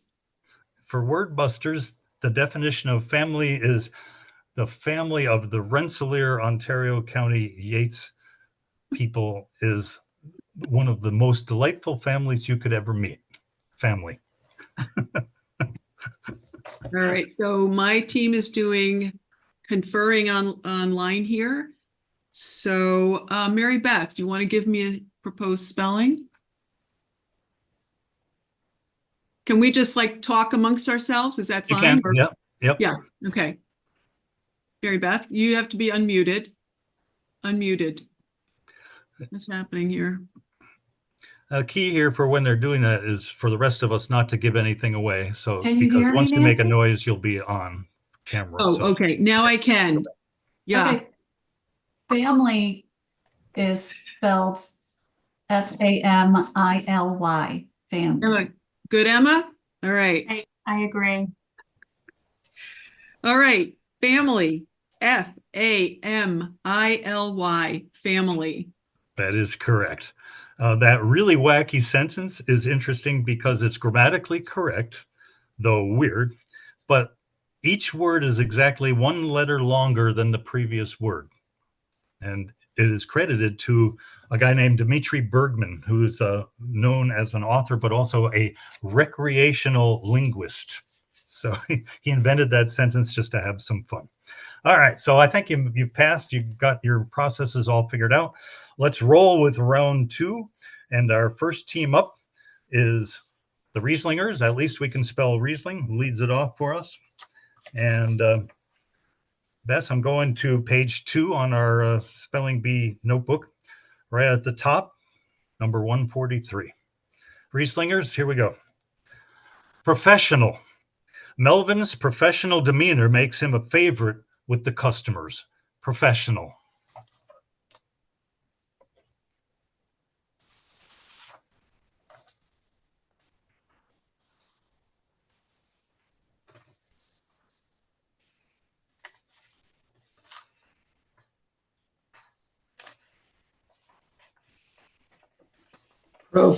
Excuse me, professional.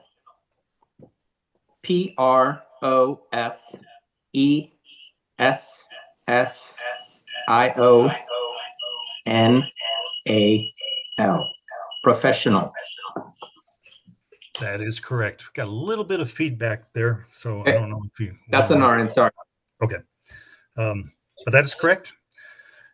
Team 2, oxymorons. Just down one word, 144. Columns. The spreadsheet had so many columns of data that Hiram's eyes began to swim. Columns.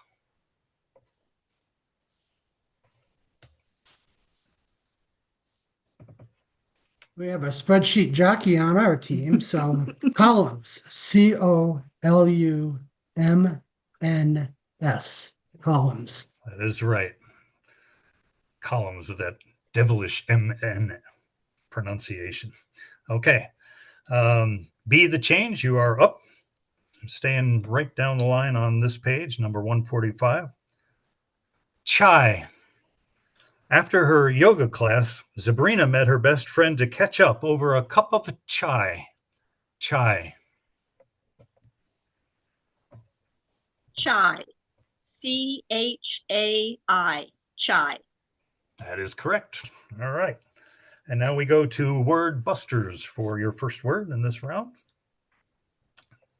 Next word down, 146. Renowned.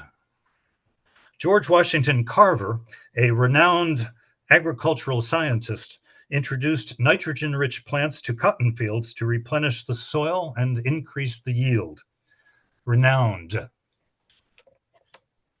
Okay, team. Are you confident on the spelling, Nancy? Why don't you tell me what you've got? RENOUNED.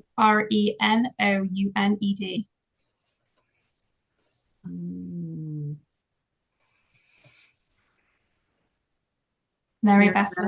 Mary I Beth, agree. you do agree? Yeah. So you're saying RENOUNED? Yep. Okay.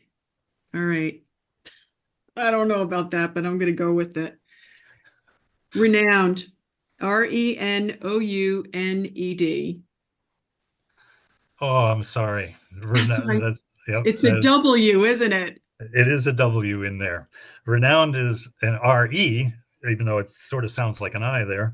Renowned, RENOWNED.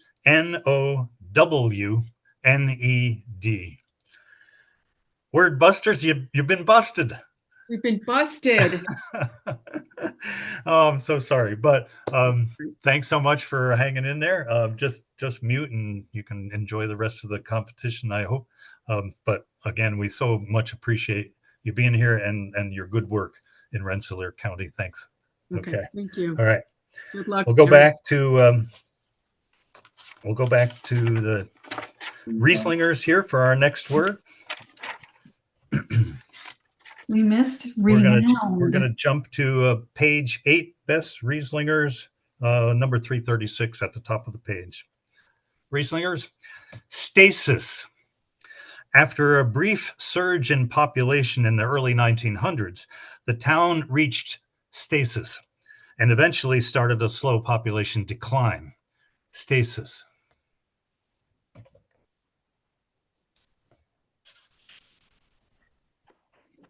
Stasis. STASIS.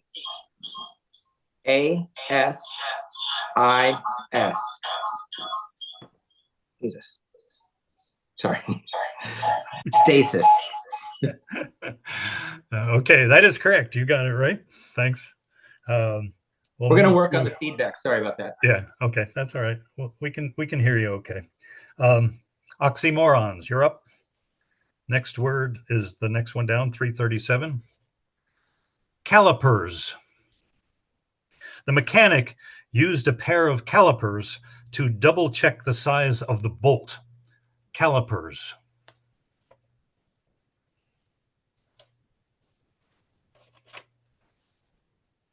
Metric or standard? Calipers. CALIPERS. Calipers. That is correct. That also can be correct if you spell it with 2 L's in the middle. It's one of those words that both of those spellings are actually okay. We're going now to be the change. We're going to go to word 341 at the bottom of that page. Best page 8. Porpoise.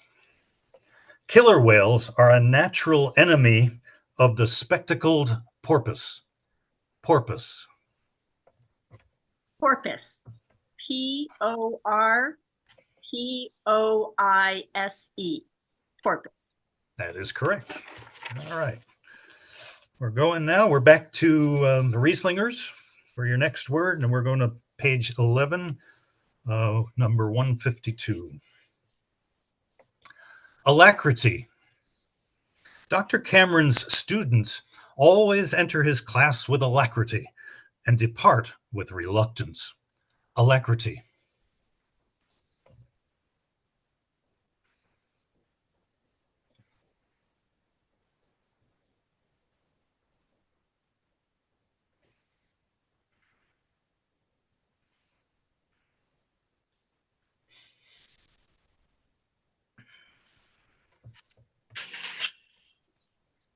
Alacrity. Yep.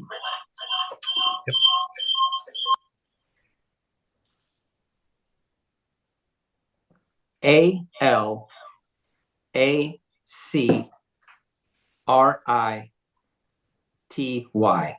Alacrity.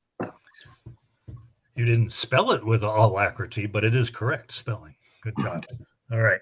We're going to go down to number 155 on that same page for oxymorons. Calamine. A lotion containing calamine gave Pam much relief from her reaction to poison ivy. Calamine.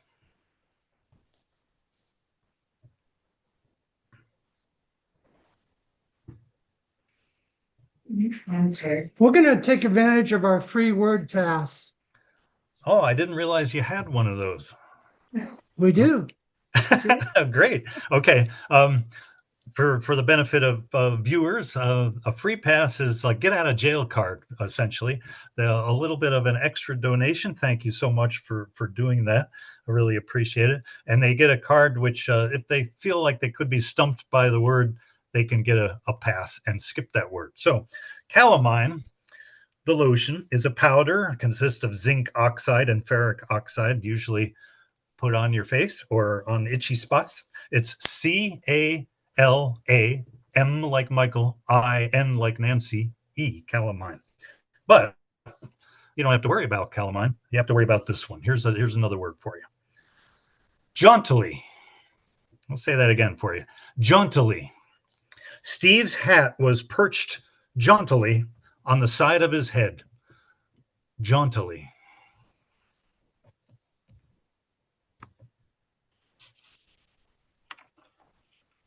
Jauntily. J-A-U-N-T-I-L-Y. Jauntily. Even with no hat perched on your head, you got that correct. All right. Jauntily. By the way, that's the only time that card can be used. It's now gone, and the next time you get stumped, you're going to have to guess. Team 3, Be the Change. We're going to go to page 14 and number 365 for Be the Change. Antechamber. The entry door opened into a small antechamber that led to the main exhibit hall. Antechamber. Antechamber. A-N-T-E-C-H-A-M-B-E-R. Antechamber. That is correct. That fourth letter E, sometimes people think it's going to be an I, and it's an E. Correct. Good job. All right, back to you, Rieslingers. We're going to go to page 17. And at the top of the page, 375. Silicon. The scientist is striving to devise a new method for purifying silicon for use in fabricating microchips. Silicon.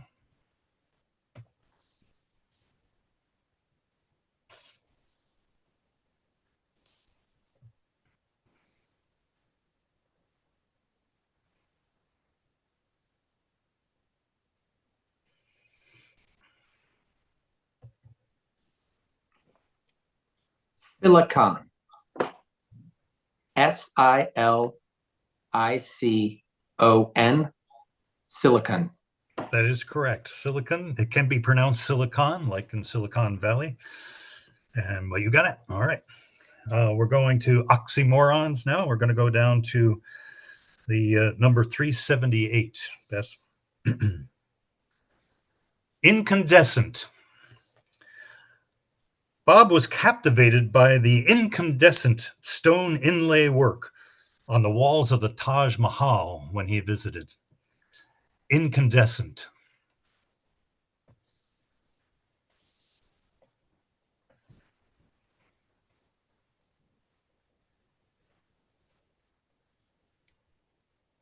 No more free passes, huh? Okay. Incandescent. I-N-C-A-N-D-E-S-C-E-N-T.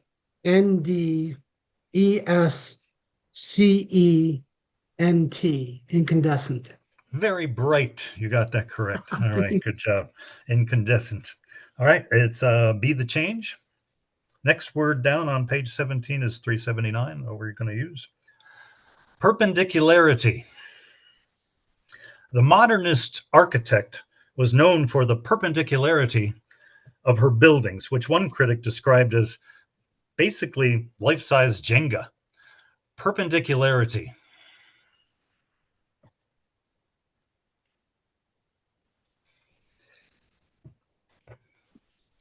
Perpendicularity. P-E-R-P-E-N-D-I-C-U-L-A-R-I-T-Y. Perpendicularity. That is correct. Good job. All right. Not thrown off by all those syllables. Okay. We're going to page 20 to continue with the Rieslingers back up already. Conciliatory. Nathan's conciliatory gestures finally gained Adam's forgiveness. conciliatory.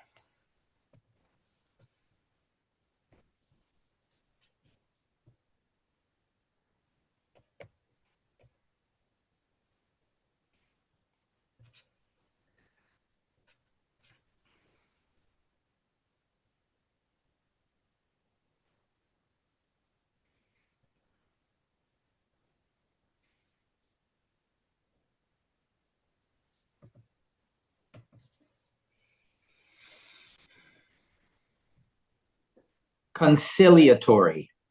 Yep. Conciliatory. Conciliatory. You got it. All right. Rieslingers remain on a roll. We're going to oxymorons now for your next word. And this is still on the same page, 20, Bess, 394. Antimony. Pewter is an alloy of antimony and tin. Antimony.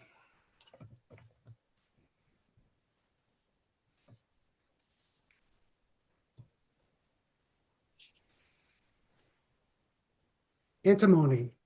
A-N-T-I-M-O-N-Y. Antimony. That is correct. The I in there is not an E this time, it's an I. That's an element, of course, antimony. All right, we're going to stay on the same page for Be the Change, 395. Centrifuge. A centrifuge was used to separate the cream from the milk. Centrifuge. Centrifuge. C-E-N-T-R-I-F-U-G-E. Centrifuge. That's right. You're spinning the light fantastic right now. All right. We're going to go back to the Rieslingers. We're moving to page 23, at the top of the page, number 182. Monomania. Fernando's obsession with soccer could only be described as monomania. Monomania.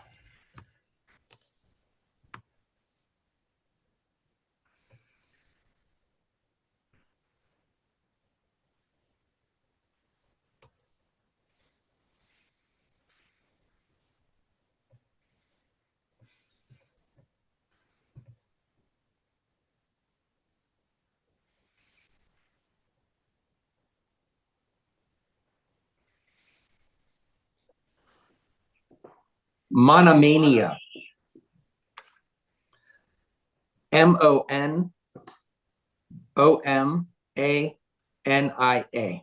Monomania. That is right. Rieslingers move on continuously.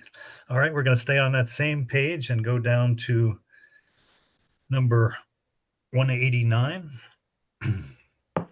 This is oxymorons. Financiers. The financiers were interested to see last year's earnings report from the restaurant. Financiers.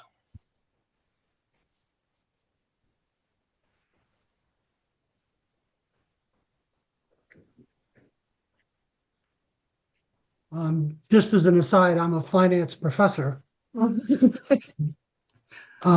Financiers, F-I-N-A-N-C-I-E-R-S.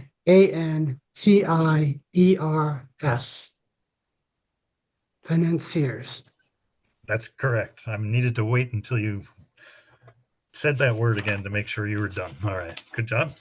We're going to move to page 26 for Be the Change. Number 209. Requisites. Isla knew that biology and chemistry classes were requisites for her college major. Requisites.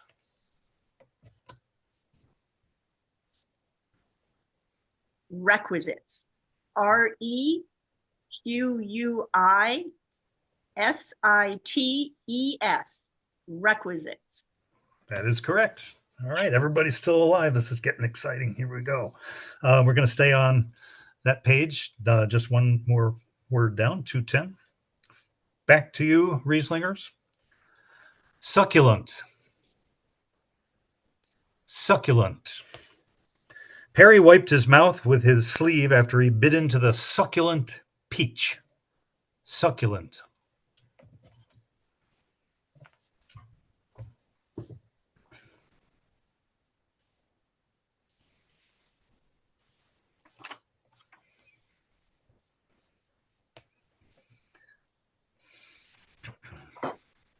Succulent. SUCCULENT. Succulent. That is correct. That double C in there is usually what messes some people up. So good job. Oxymorons, back to you. We're going to stay on the same page, number 213. Pecuniary. Margaret appreciates her grandmother's engagement ring for its sentimental value rather than its pecuniary worth. Pecuniary.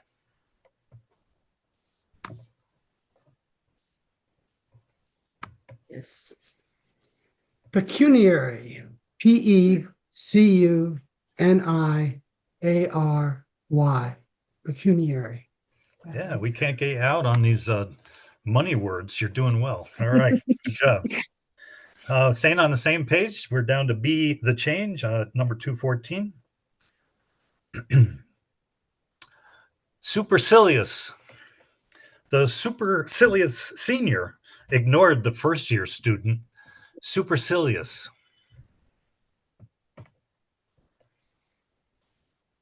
Supercilious. SUPERCILIOUS.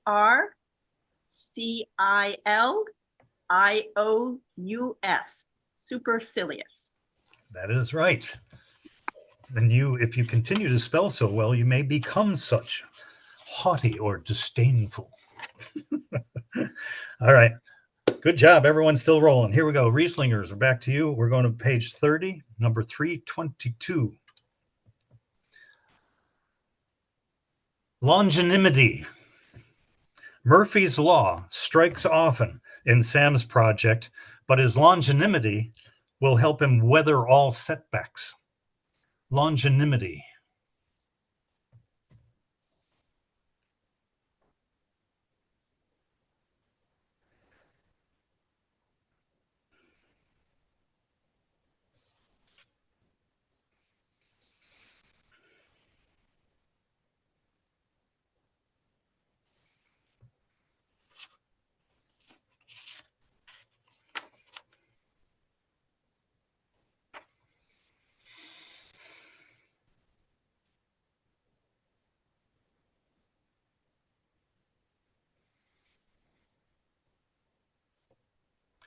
Might need a couple of sips of Riesling to get this one right.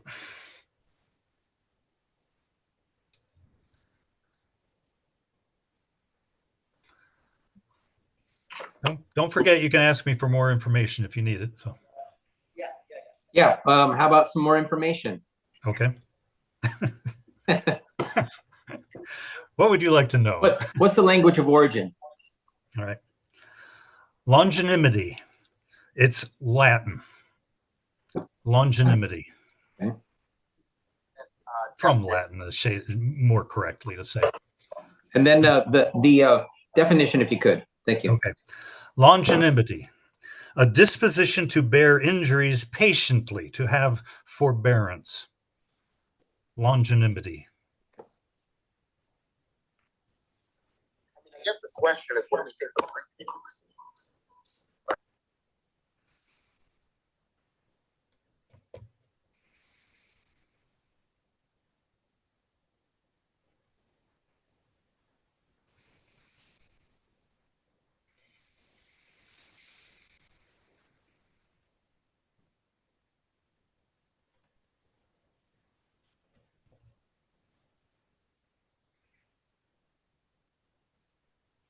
Okay.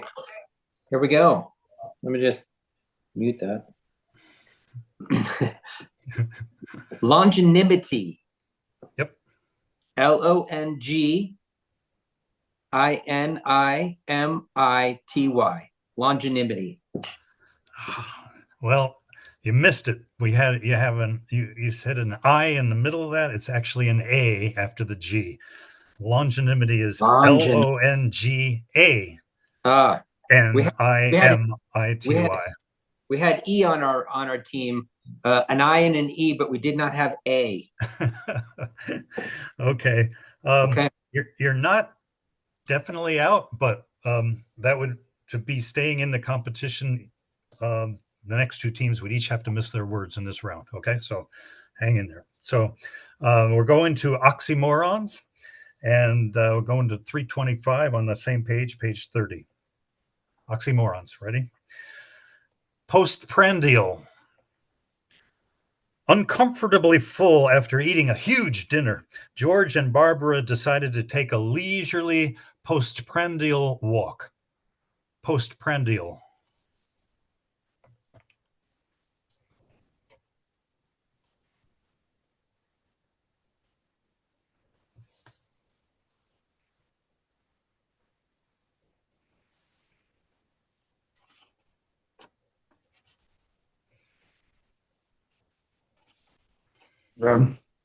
Doesn't mean I know how to spell it.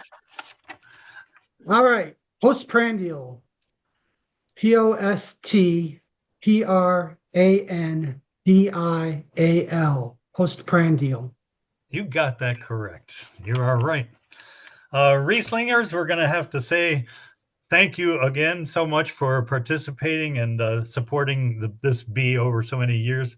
Sorry to see you go, but we will try to make everyone stop by the old wineries. All right. So thank you so much. At least we can spell Riesling eliminated because of that correct spelling by oxymorons.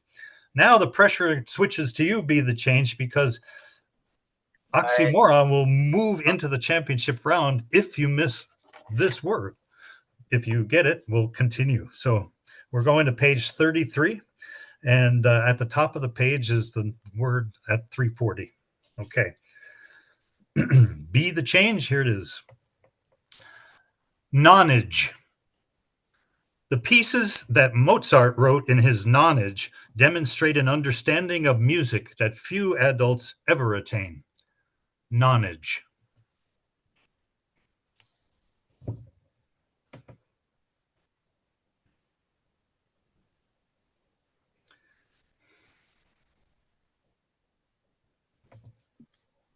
May we have a definition of nonage? Yes, you may. Nonage. A period of youth, childhood, or infancy. Nonage.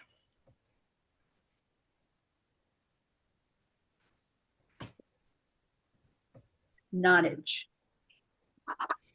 Nonage. Nonage. Well, you are well past your nonage, but you got that right because your brains are still well within your nonage. That is correct. Nonage. Period of youth, childhood, or infancy. Tough word. All right. So, oxymorons and Be the Change, you're still alive.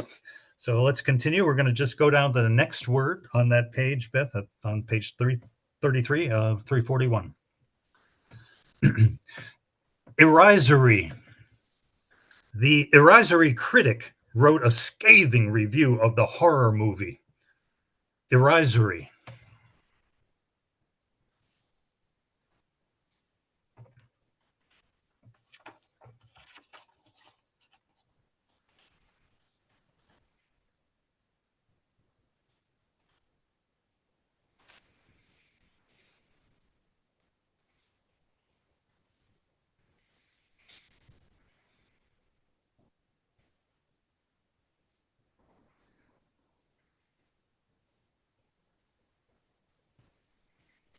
Let's ask for the definition, Andy. Okay. Erisory, given to the use of scorn or ridicule, ridiculing in a different form of the word. But erisory is an adjective. Erisory. That's the root word. Yeah. So you're going with. It's my best guess. Yeah. Okay. Why not? We're a little bit flummoxed on this one, but we used our free word, so here we go. Irisory. IRRISORY. Irisory. I think you figured it out. That is correct. 2 R's at the beginning. IRRISORY. All right. No scorn for you guys, that's for sure. Nice job. All right, we're moving on. We're going to jump a couple of pages here. Let's go to page 36. Be the change. Obviously, this same kind of situation. If you miss the word, oxymorons is through. So that's pretty much true for both of you at this point. Page 36, top of the page, 360. Be the change. Your word is paradiddle. When he was learning to drum, Sebastian found a video on the internet to help him learn to perform a paradiddle. Paradiddle.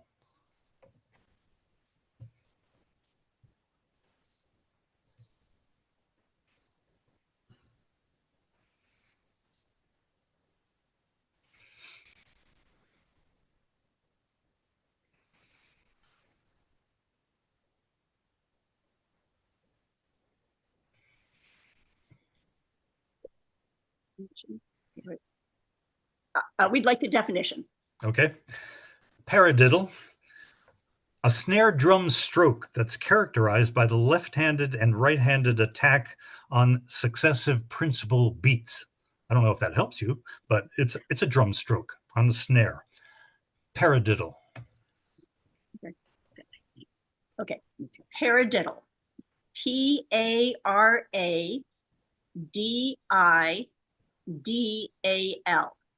Paradiddle. Oh, that's a good job, but Really? you did miss Ellie? it. You hit the edge of the drum instead of square in the middle. Oh. Paradiddle is really not as tricky, maybe, as you thought. P-A-R-A was right. Yep. D-I-D-D-L-E, like diddle.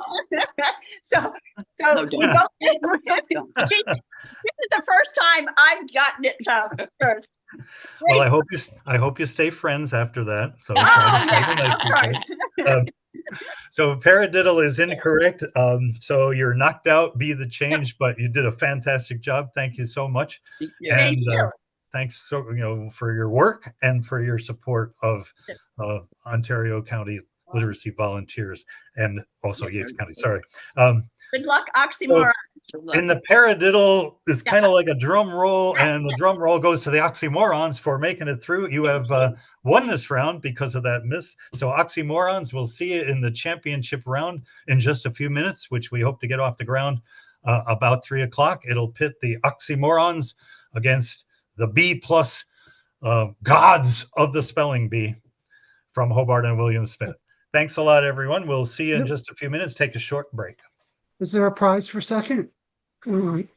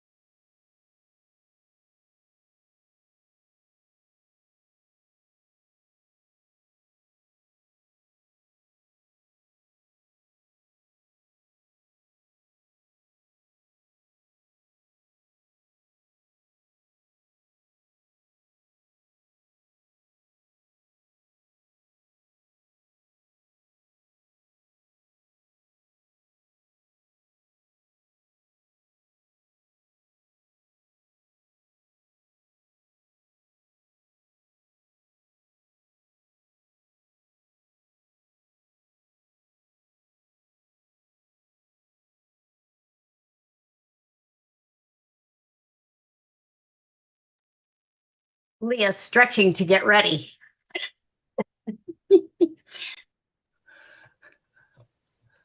She's pretty serious speller there, you know.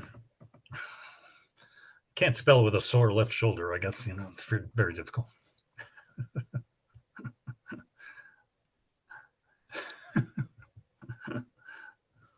You have to elbow those bad letters out of the way.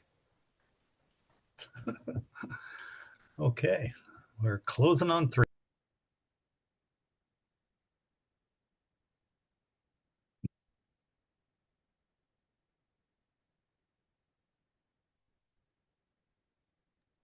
Just want to make sure you can hear me okay. This is Laura. Andy, can you hear me?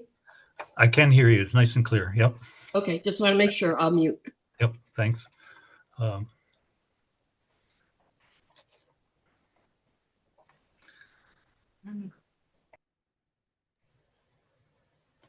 By the way, Laura, we're going to start on page 3, right at the top with number 307. I don't have the words, so that's okay. Oh, okay. All right. Andy Teresa is the judge for this round. I'm the timer. Oh, okay. All right. Can you hear me? I can hear you well. Good. Yep. Okay, great. All right, Teresa. It's like, so we're going to start on 3, and I'll give you the page number and those numbers of the words. Perfect. I was following along for number 2, so I think I got it down. We'll get this right some year.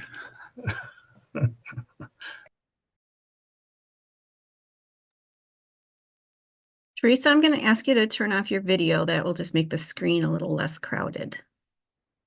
Okay.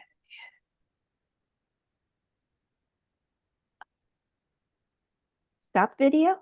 Yes. Okay. Thank Bye. you. You're still there. Okay.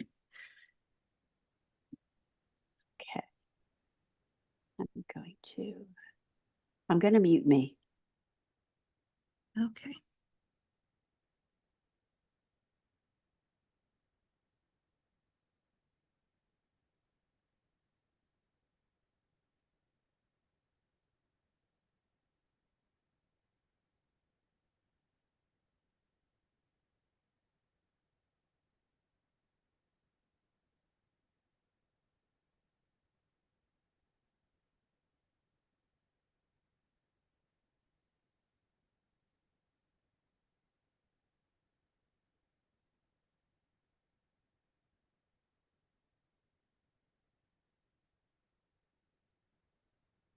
Okay, I do think we have everyone. Got our teams, our judge, our timekeeper. Andy's still chained to the chair. So, Kim, I guess we could get started. Great. Happy to do that. So congratulations to our 2 teams who are in the championship round, the B pluses and the oxymorons. Yay. Congratulations for making it here. And there were some pretty tough words going on here now. So I assume you guys were watching the last round. So I'm like, oh, you got some good competition here. So enjoy and welcome and thanks again to everyone for participating. And I will be out now. I'll turn it over to Andy. Okay, and I'll give a quick shout out again to our sponsors for folks who are joining us online and haven't heard of them before, but our premier sponsors for today's event are Nancy Sands, Red Jacket Orchards, and Wegmans. Our Queen Bee sponsors are Canandaigua National Bank and Trust and CDGA Coffee. Our drone sponsors are Darling's Tree Farm and Finger Lakes Community College. And we had additional support from Keuka College and Canandaigua Rotary. So thank you to all of them. And I'll invite Malia Spofford Xavier to make some introductions for this round. Thanks so much, Liz, and congratulations to everyone on making it this far to the championship round. So it's my pleasure to introduce our dedicated staff for this round. Please join me in once again welcoming our announcer, Andy Thomas, and our judge, Teresa O'Reilly, and our timekeeper, Laura Pierce. So thank you so much for being here once again to support literacy and literacy volunteers of Ontario Yates And now I'll hand things over to Andy to get us started for the championship. All right. Thank you, Malia. This is a really fun competition. It's really cool to do. And I congratulate the two teams that have, of course, made it to the championship round, which we're about to embark on, but also everybody else who joined in today. And again, thank you for your donations and helping us support our work here at Ontario Yates Literacy Volunteers. It's a great work, important for the community, and really important for the whole community, which is sometimes what we forget, not just those learners who are improving their lives, but the trickle down improves everyone. We'll get to some facts here in a minute. But in the first couple of rounds, I used a couple of passages from novels to kind of celebrate the joy of the language and put us into the right mode and get us going in the right direction. So how about one more? One of my very favorite authors is Ursula K. Le Guin. This is one of her early novels, The Dispossessed, and it begins, "There was a wall. It did not look important. It was built of uncut rocks, roughly mortared. An adult could look right over it, and even a child could climb it. Where it crossed the roadway, instead of having a gate, it degenerated into mere geometry, a line, an idea of boundary. But the idea was real. It was important. For 7 generations, there had been nothing in the world more important than that wall." That's a very perfect passage to give us our new direction, because it's the goal of the tutors of Literacy Volunteers of Ontario Yates and in Rensselaer County as well, and all the other counties of New York, to approach that stony wall of English and help equip their learners to climb right over it, from one side of the wall where they struggle to the other side of the wall where suddenly it makes sense, they can use it, and they can manage and navigate the world because they have that ability. Such a key thing. Fluency, flourishing is like magic. And that's what happens after our tutors get through with their lessons and our learners move on. So they have a great positive perspective and the ability to go anywhere they want to go after surmounting that wall of English. And how do we do in 2023 as for vaulting the wall around here? Well, it was a pretty good year for Literacy Volunteers of Ontario Yates. As we mentioned before, 89 wonderful tutors helped with 132 learners in both counties. That's 41 more learners than we had in 2022. Last year, through the first half of this year, 7 of those learners earned their high school equivalency diplomas. 4 of those learners passed the rigorous U.S. citizenship exam, which, believe me, is rigorous. It's very, very tough to do if you don't have some command of English.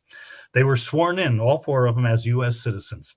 And 2 more are preparing for the exam and will take that U.S. citizenship test probably later this year. Last year, through this past December, 7 of our learners passed through their driver's tests, and 1 more obtained a learner's permit. So things are going really great. 18 learners found new or improved employment because of their better grasp of English, and 2 of those learners launched their own businesses. So congratulations to them. It is indeed very good business that we're celebrating. So let's hear it out there. Thunderous applause for those hardworking learners and the volunteers of VOY who make it happen together. So fantastic news, and hopefully we'll have another great year in 2024. It's time right now to scale the final wall of our spelling bee, the championship round, to determine the winners. The teams are the gods of spelling, as I'm trying to foul them up. Yes, I am, but they're so calm. They don't mind. From Hobart and William Smith Colleges, B+. Lara Blanchard is captain and speller. Ruth Benedict and Leah Himmelhawk, 2 who know so much about words and can help out. And they'll hold their words up with the correct spellings. And Lara very often just goes with what they say. And it's always right. So again, we're really grateful you're here, and thank you very much. Good luck on the championship round. Team 2, the Oxymorons, who survived the very tough round 2 and are into the championship round. Oxymorons is Don Taylor, Kellen Murphy, and Cassidy Murphy, and brand new into the championship rounds, I do believe, right? So they're trying to pull the upset, and we'll see how things go. So we'll do some practice words for you just to kind of get you back in the rhythm. Especially B+ has been relaxing for a whole hour, and then but we won't really worry too much about new rules, except for one important rule that I'll let you know about. So B+, let's do a practice word with kind of a weird, easy sentence and an easy word, really, in a way, but the sentence can throw you off. So here we go. B+, your practice word. Rock. When I tell you to pick up the left rock, it will be the right one, and then only the right rock will be left. Rock.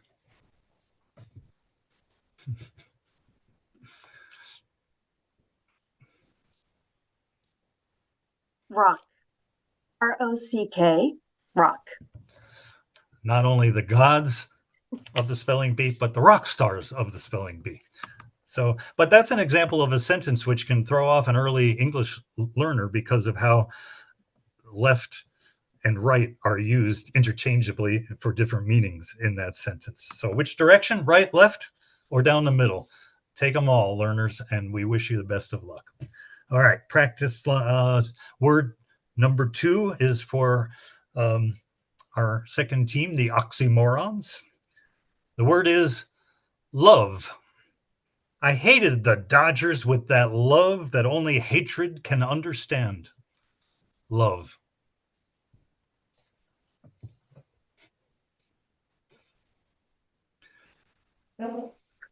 Love. Now we're here from the Philadelphia area where they have the sculpture L-O-V-E, love. As the Beatles would say, that's all you need. It's a word you never want to miss, right? Never want to miss. Okay, that's right. Love is correct, obviously. That sentence is a weird one. I hated the Dodgers with that love that only hatred can understand. Does it really make sense? Well, not actually on a regular level, but deeply we all understand it, especially as Bills fans. We hate the Chiefs with that love that only hatred can understand. So it does make sense. It was actually said by Stephen Jay Gould, the late paleontologist, American paleontologist, when he was interviewed for the Ken Burns documentary about baseball. Gould grew up a New York Giants fan and hated the Dodgers. My dad was a Dodgers fan and hated the Giants. So, okay. So I don't think you need a rules review for the championship, except for one thing, which is a little bit different. When you get to the end, if you sort of win the round, shall we say, and there's only 2 teams. So say Oxymorons misses, but say B+ misses, Oxymorons gets the word right in the same round. Oxymorons will have to spell one more word to actually win the championship, and vice versa.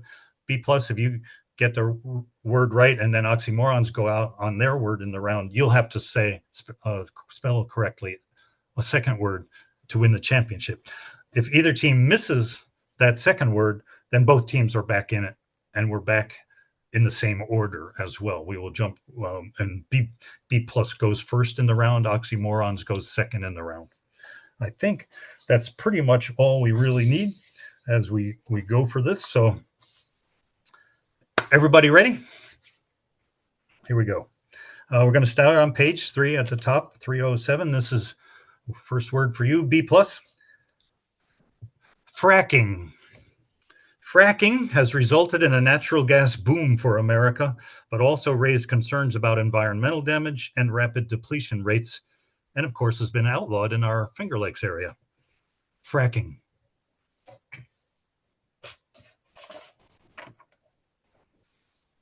Fracking.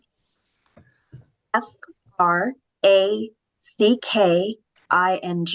Fracking. That is correct. All right, oxymorons, next word down, 308.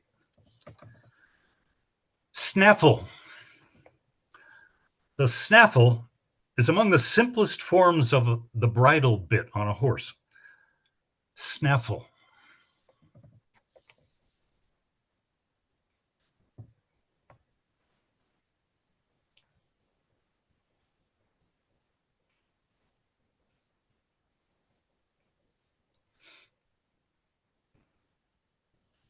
Snaffle. SNAFFLE. Snaffle. That is correct. A rather obscure word when used for horses. Snaffle. That is right, though. All right, we'll continue down on word 309 on the same page for B+. Covert. There were many covert yawns from Janie and Max as Dad continued to explain the color-coded chore spreadsheet for the third time that evening. Covert. Covert. COVERT. Covert. That is correct. Covert. Good. Back to you. Oxymorons. Dirge. The mourners sang a dirge as they walked behind the casket. Dirge. Dirge. DIRGE. Dirge. That is right. All right. Kind of getting going here. We're going to go to page 6 at the top. Actually, the second word down, 325. Recurrent. Oliver is troubled by a recurrent dream in which he can never find his way to his geometry class before the class is over. Recurrent.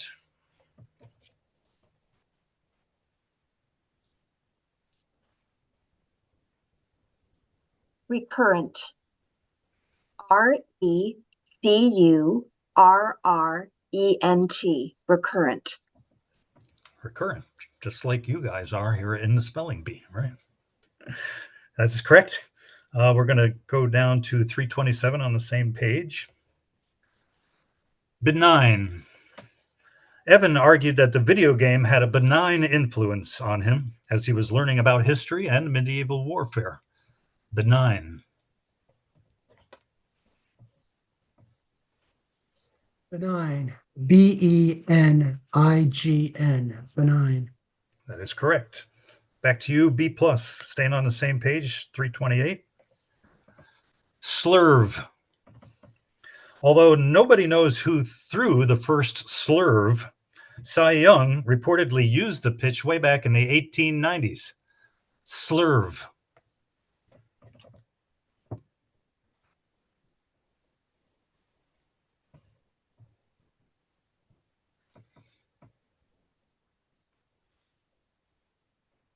I wrote something different. I'm going to go with what they're saying. Slurve. Actually, could I just have the definition? Okay. Thank you. Slurve is the word. It's a pitch in baseball having the characteristics of two other pitches. Slurve. Okay. Slurve. SLURVE. Slurve. Sometimes it's good to trust your teammates. Yes, They it might is. say in baseball as well. Slurve is a combination of the slider and the curve. Slurve. And that is correct. All right. Oxymorons, you're back up. Barista. Giselle claims that her neighborhood barista makes the world's best cappuccinos. Barista.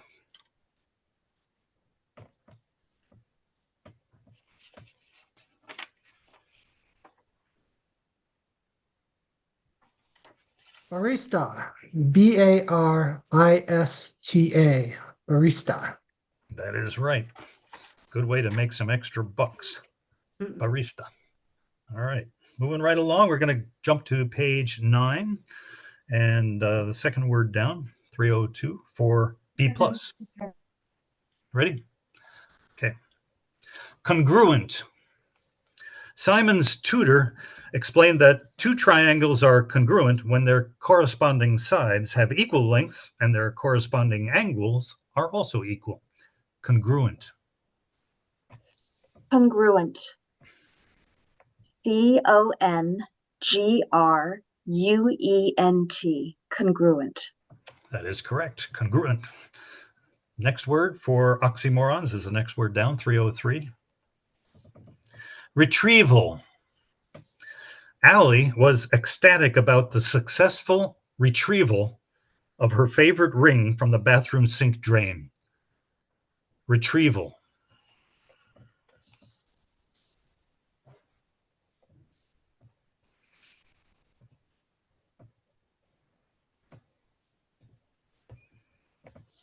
Retrieval.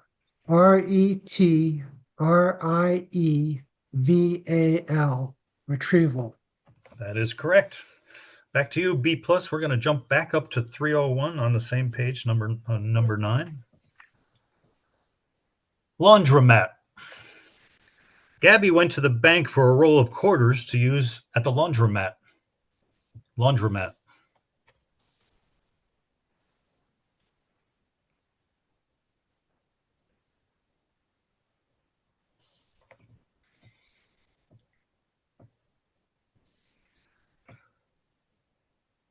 Laundromat. LAUNDROMAT. Laundromat. Just put a quarter in that team and they get it right every time. All right. Laundromat. Correct. Going to stay on this page. Right down at the bottom for oxymorons. This is number 307. Intransigent. The politician was known as an intransigent whose extreme views had garnered him a small but dedicated following. Intransigent.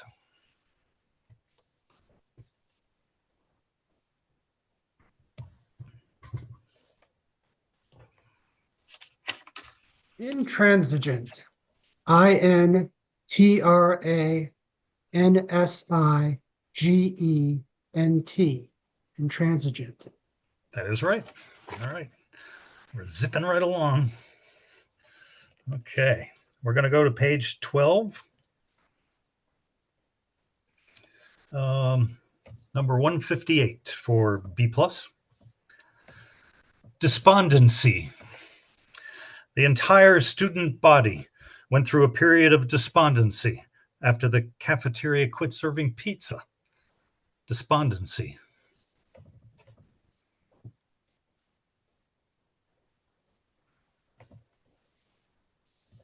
Despondency. DESPONDENCY.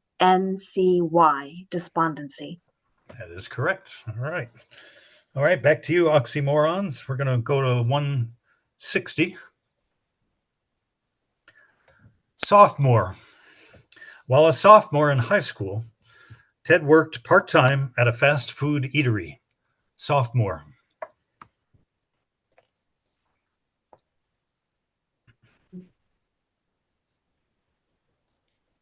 At the risk of being sophomore, sophomore. SOPHOMORE. Sophomore. That is correct. That O in the middle sometimes is pronounced by people and sometimes not. All right. We're going to stay on the same page. Go to number 164 for B+. Repugnance. Rada thinks of pushy salespeople with repugnance. Repugnance.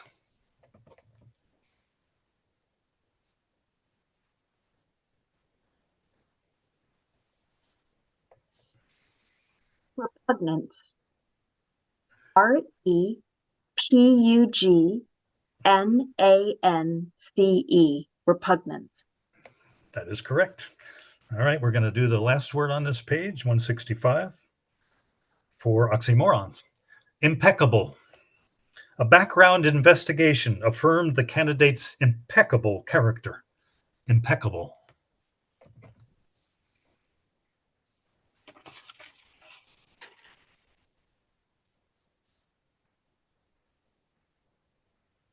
Impeccable. IMPECCABLE. Impeccable. That is correct. All right. We're really doing it up here. All right. We're going to go to page 15. Number 369, at the second one down on page 15. Pullets. Henrik proceeded with caution when introducing pullets to his established flock, since older hens would sometimes attack the newcomers. Pullets.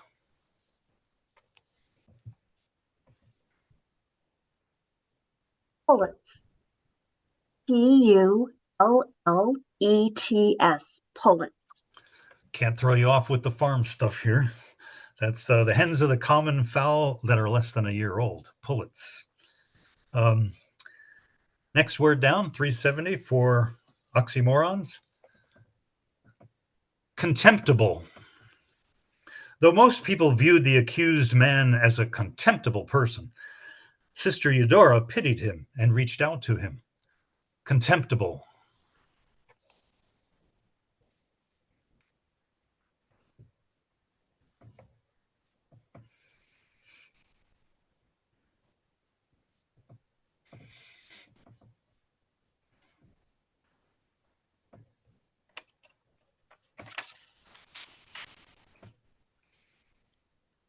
Contemptible. Contemptible. Contemptible. Yep, that I-B-L-E, not an A-B-L-E. That is correct. All right, we're going to jump forward to page 18 at the top, 380. B plus. Minimus. Luna worried that she had broken her left minimus when she stubbed it against the heavy door. Minimus.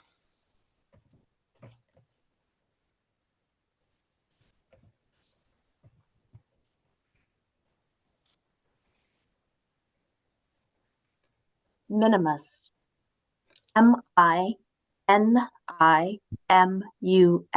Minimus. Yeah, minimus. Right, correct. That is correct. The little finger or toe. Minimus. The next word for oxymorons, 381. Haw.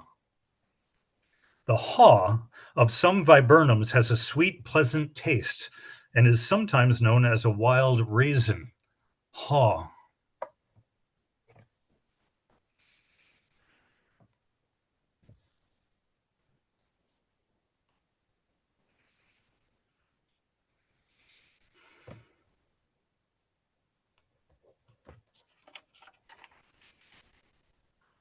The craw? We might need a definition, Andy. Yep. Haw. The fruit of any of several shrubs or trees of the genus Viburnum. Haw.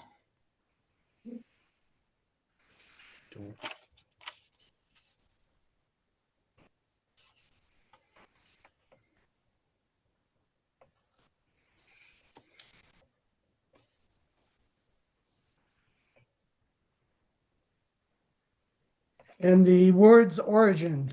Yep. The language.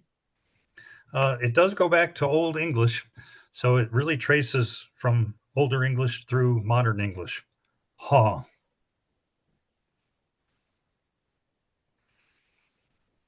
That's my. All right.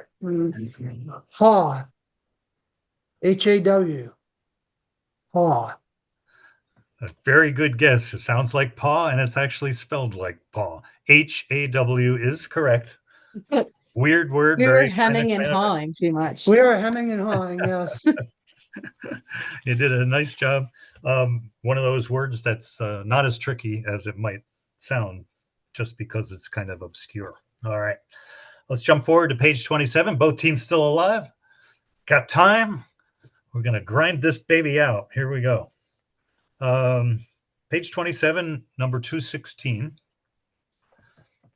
Oologist. Molly's mom fancied herself an oologist because she had the shells of 3 different birds in her collection. Oologist.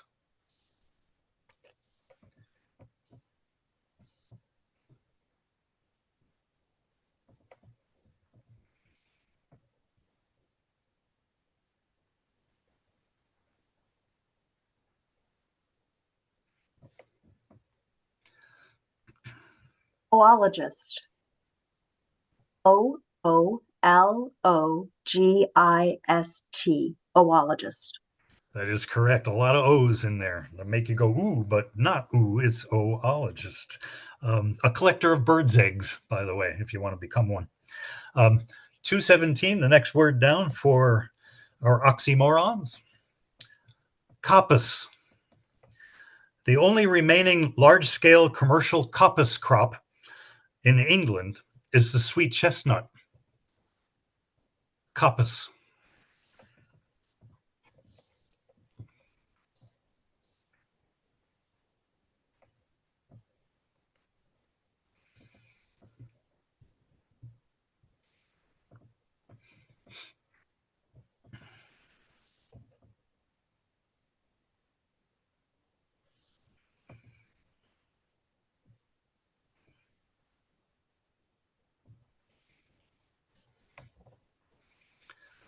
Tension is building. I think we'll take the definition. Okay. Coppice. Definition is a thicket, grove, or growth of small trees that are cut on a short rotation by orchardists to make sure that their fruit comes out at the right time and how much they want. So a coppice, a thicket, grove, or growth of small trees. Coppice.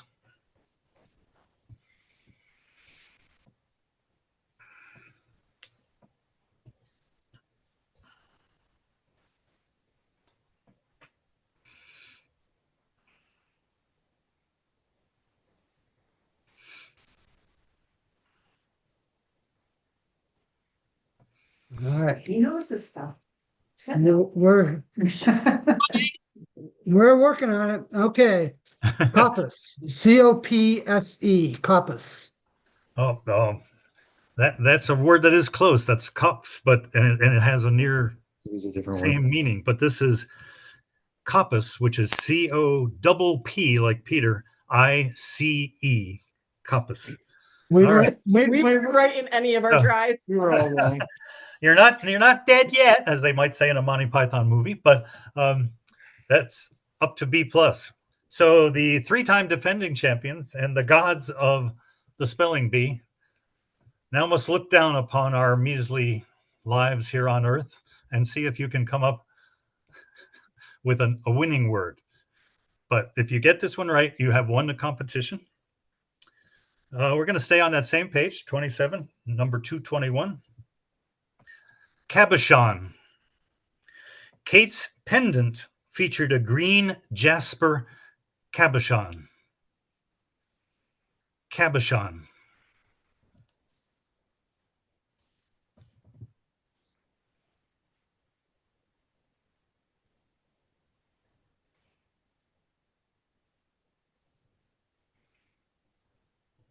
A lot of debate going on. They feel the pressure themselves, even though they've been here before. They feel it. They feel it's like getting to the 7th game of the World Series. Bases are loaded, 3-2 count. But The it's so much pitch- fun. It's so much fun. It's just fun. Cabochon. CABUCHON. Cabochon. I tripped you up. You didn't get it. It's it's that middle letter, Good to not know. a U, not an I, but an O. An O. CABOCHON.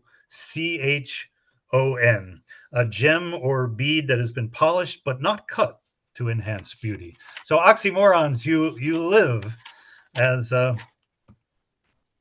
B+ didn't get their championship word. So we'll go on, and oxymorons but are back in it, but we're going to stay with the same rotation. So B+, this is your word here. Okay, so you're back at it. All right, you ready? Okay, here we go. We're back to, we're going to go to page 31, 331. Plethora. The jury retired to her chambers. Consider the plethora of evidence presented in court. Plethora.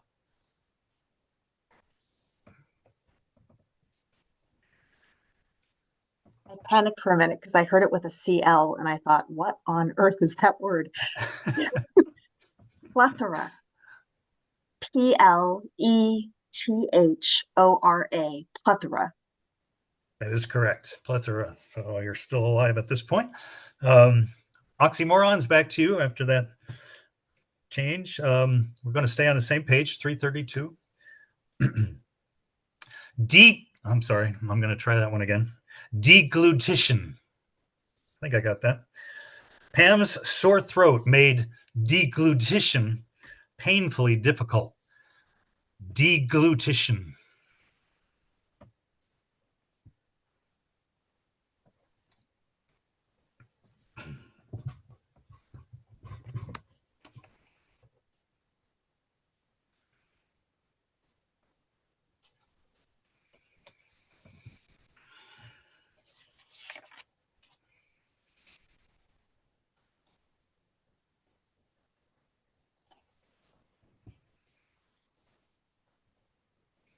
We'll take the definition, please, Andy.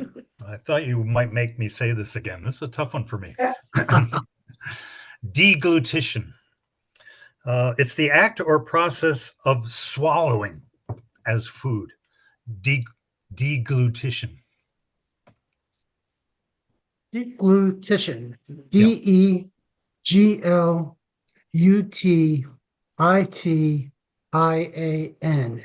Deglutition. Oh, you missed that last vowel in there. Is not an A, it's an O.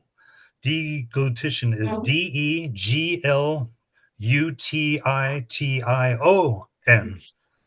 Okay. Okay. You said A. Unfortunately, so that gives B plus another chance to win it. So you've had your mistake.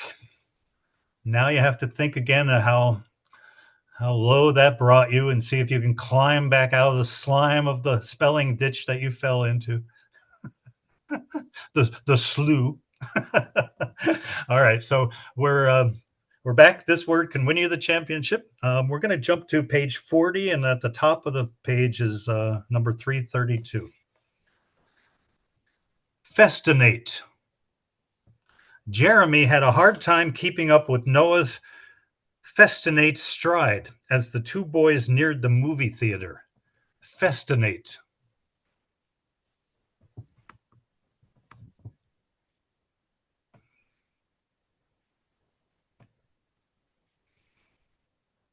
Ruth, yours was different. You think we're okay? You're okay. Okay. Well, could we just ask for the definition? Okay. Just to. Festinate is hasty, rapid. A weird word. I don't know What is the why origin? that. It came from Latin. Festinate. Okay. Festinate. Festinate. Yep. Festinate. Festinate. Leah had it right. That is correct. And B plus, you are champions again of the Literacy Volunteers of Ontario Yates Spelling Bee. Congratulations. You are wonderful spellers and kind of obviously role models to the rest of us who like to spell and wish we could spell better. But most of all, your dedication to this competition is beyond measure. So thank you so much. And for all the gifts that you've given to Ontario Yates Literacy Volunteers over the year, we really appreciate it. Thank you. Congratulations. Oxymorons, what a fantastic job. You did a wonderful job. And Not a bad rookie season. Not at all. And you got beat by a team that's well nigh unbeatable. And if they spell it ABLE at the end or IBLE at the end or UBLE at the end, it doesn't matter. You can't knock them out. So congratulations, Oxymorons. Thank you very much. Thanks to all the teams for today. Before I give it back here, I want to say this is a great pleasure for me to do. It's a lot of fun to dig around in the English to find all these strange things. And I found one more sentence that's just kind of an unbelievable one, but supposedly, technically, a correct grammatically correct sentence. The reason it's grammatically correct is it uses reduced relative clause. It uses different parts of speech readings, i.e. noun, adjective, and verb with the same word. And it uses center embedding. It was invented by an English professor named William Rappaport in 1972. And it's almost a regional sentence for us as well. The sentence is buffalo, buffalo, buffalo, buffalo, buffalo, buffalo, buffalo, buffalo. 8 usages of the word buffalo consecutively. And it seems like that's kind of impossible, but it actually does work, especially if you read it by putting in the reduced relative clauses and separating things out. So if I get this right, it's very hard to read correctly, but buffalo, buffalo, in other words, buffalo from buffalo, also buffalo, buffalo, buffalo, that buffalo, buffalo, buffalo. So word buffalo from buffalo, buffalo, other buffalo from buffalo, that also buffalo, other buffalo from buffalo. And unfortunately, our Buffalo Bills could not buffalo our main rival, the Chiefs, a couple of weeks ago, so they're out again. But I thought that was pretty cool. It's very strange, but technically a correct sentence, but almost impossible to say correctly for its meaning. One other sentence I want to leave with you today: think not of how to spell donation, but of what your donation spells. Thanks a lot for being here. It was a great fun, and we'll wrap it up. The 22nd annual Ontario Yates Spelling Bee. Congratulations, champions B+ from Hobart and William Smith Colleges, and thank you, Oxymorons. Great job. Thank you, Bye-bye. everyone. Thank you, everyone. Thank you all. Thanks for the fun.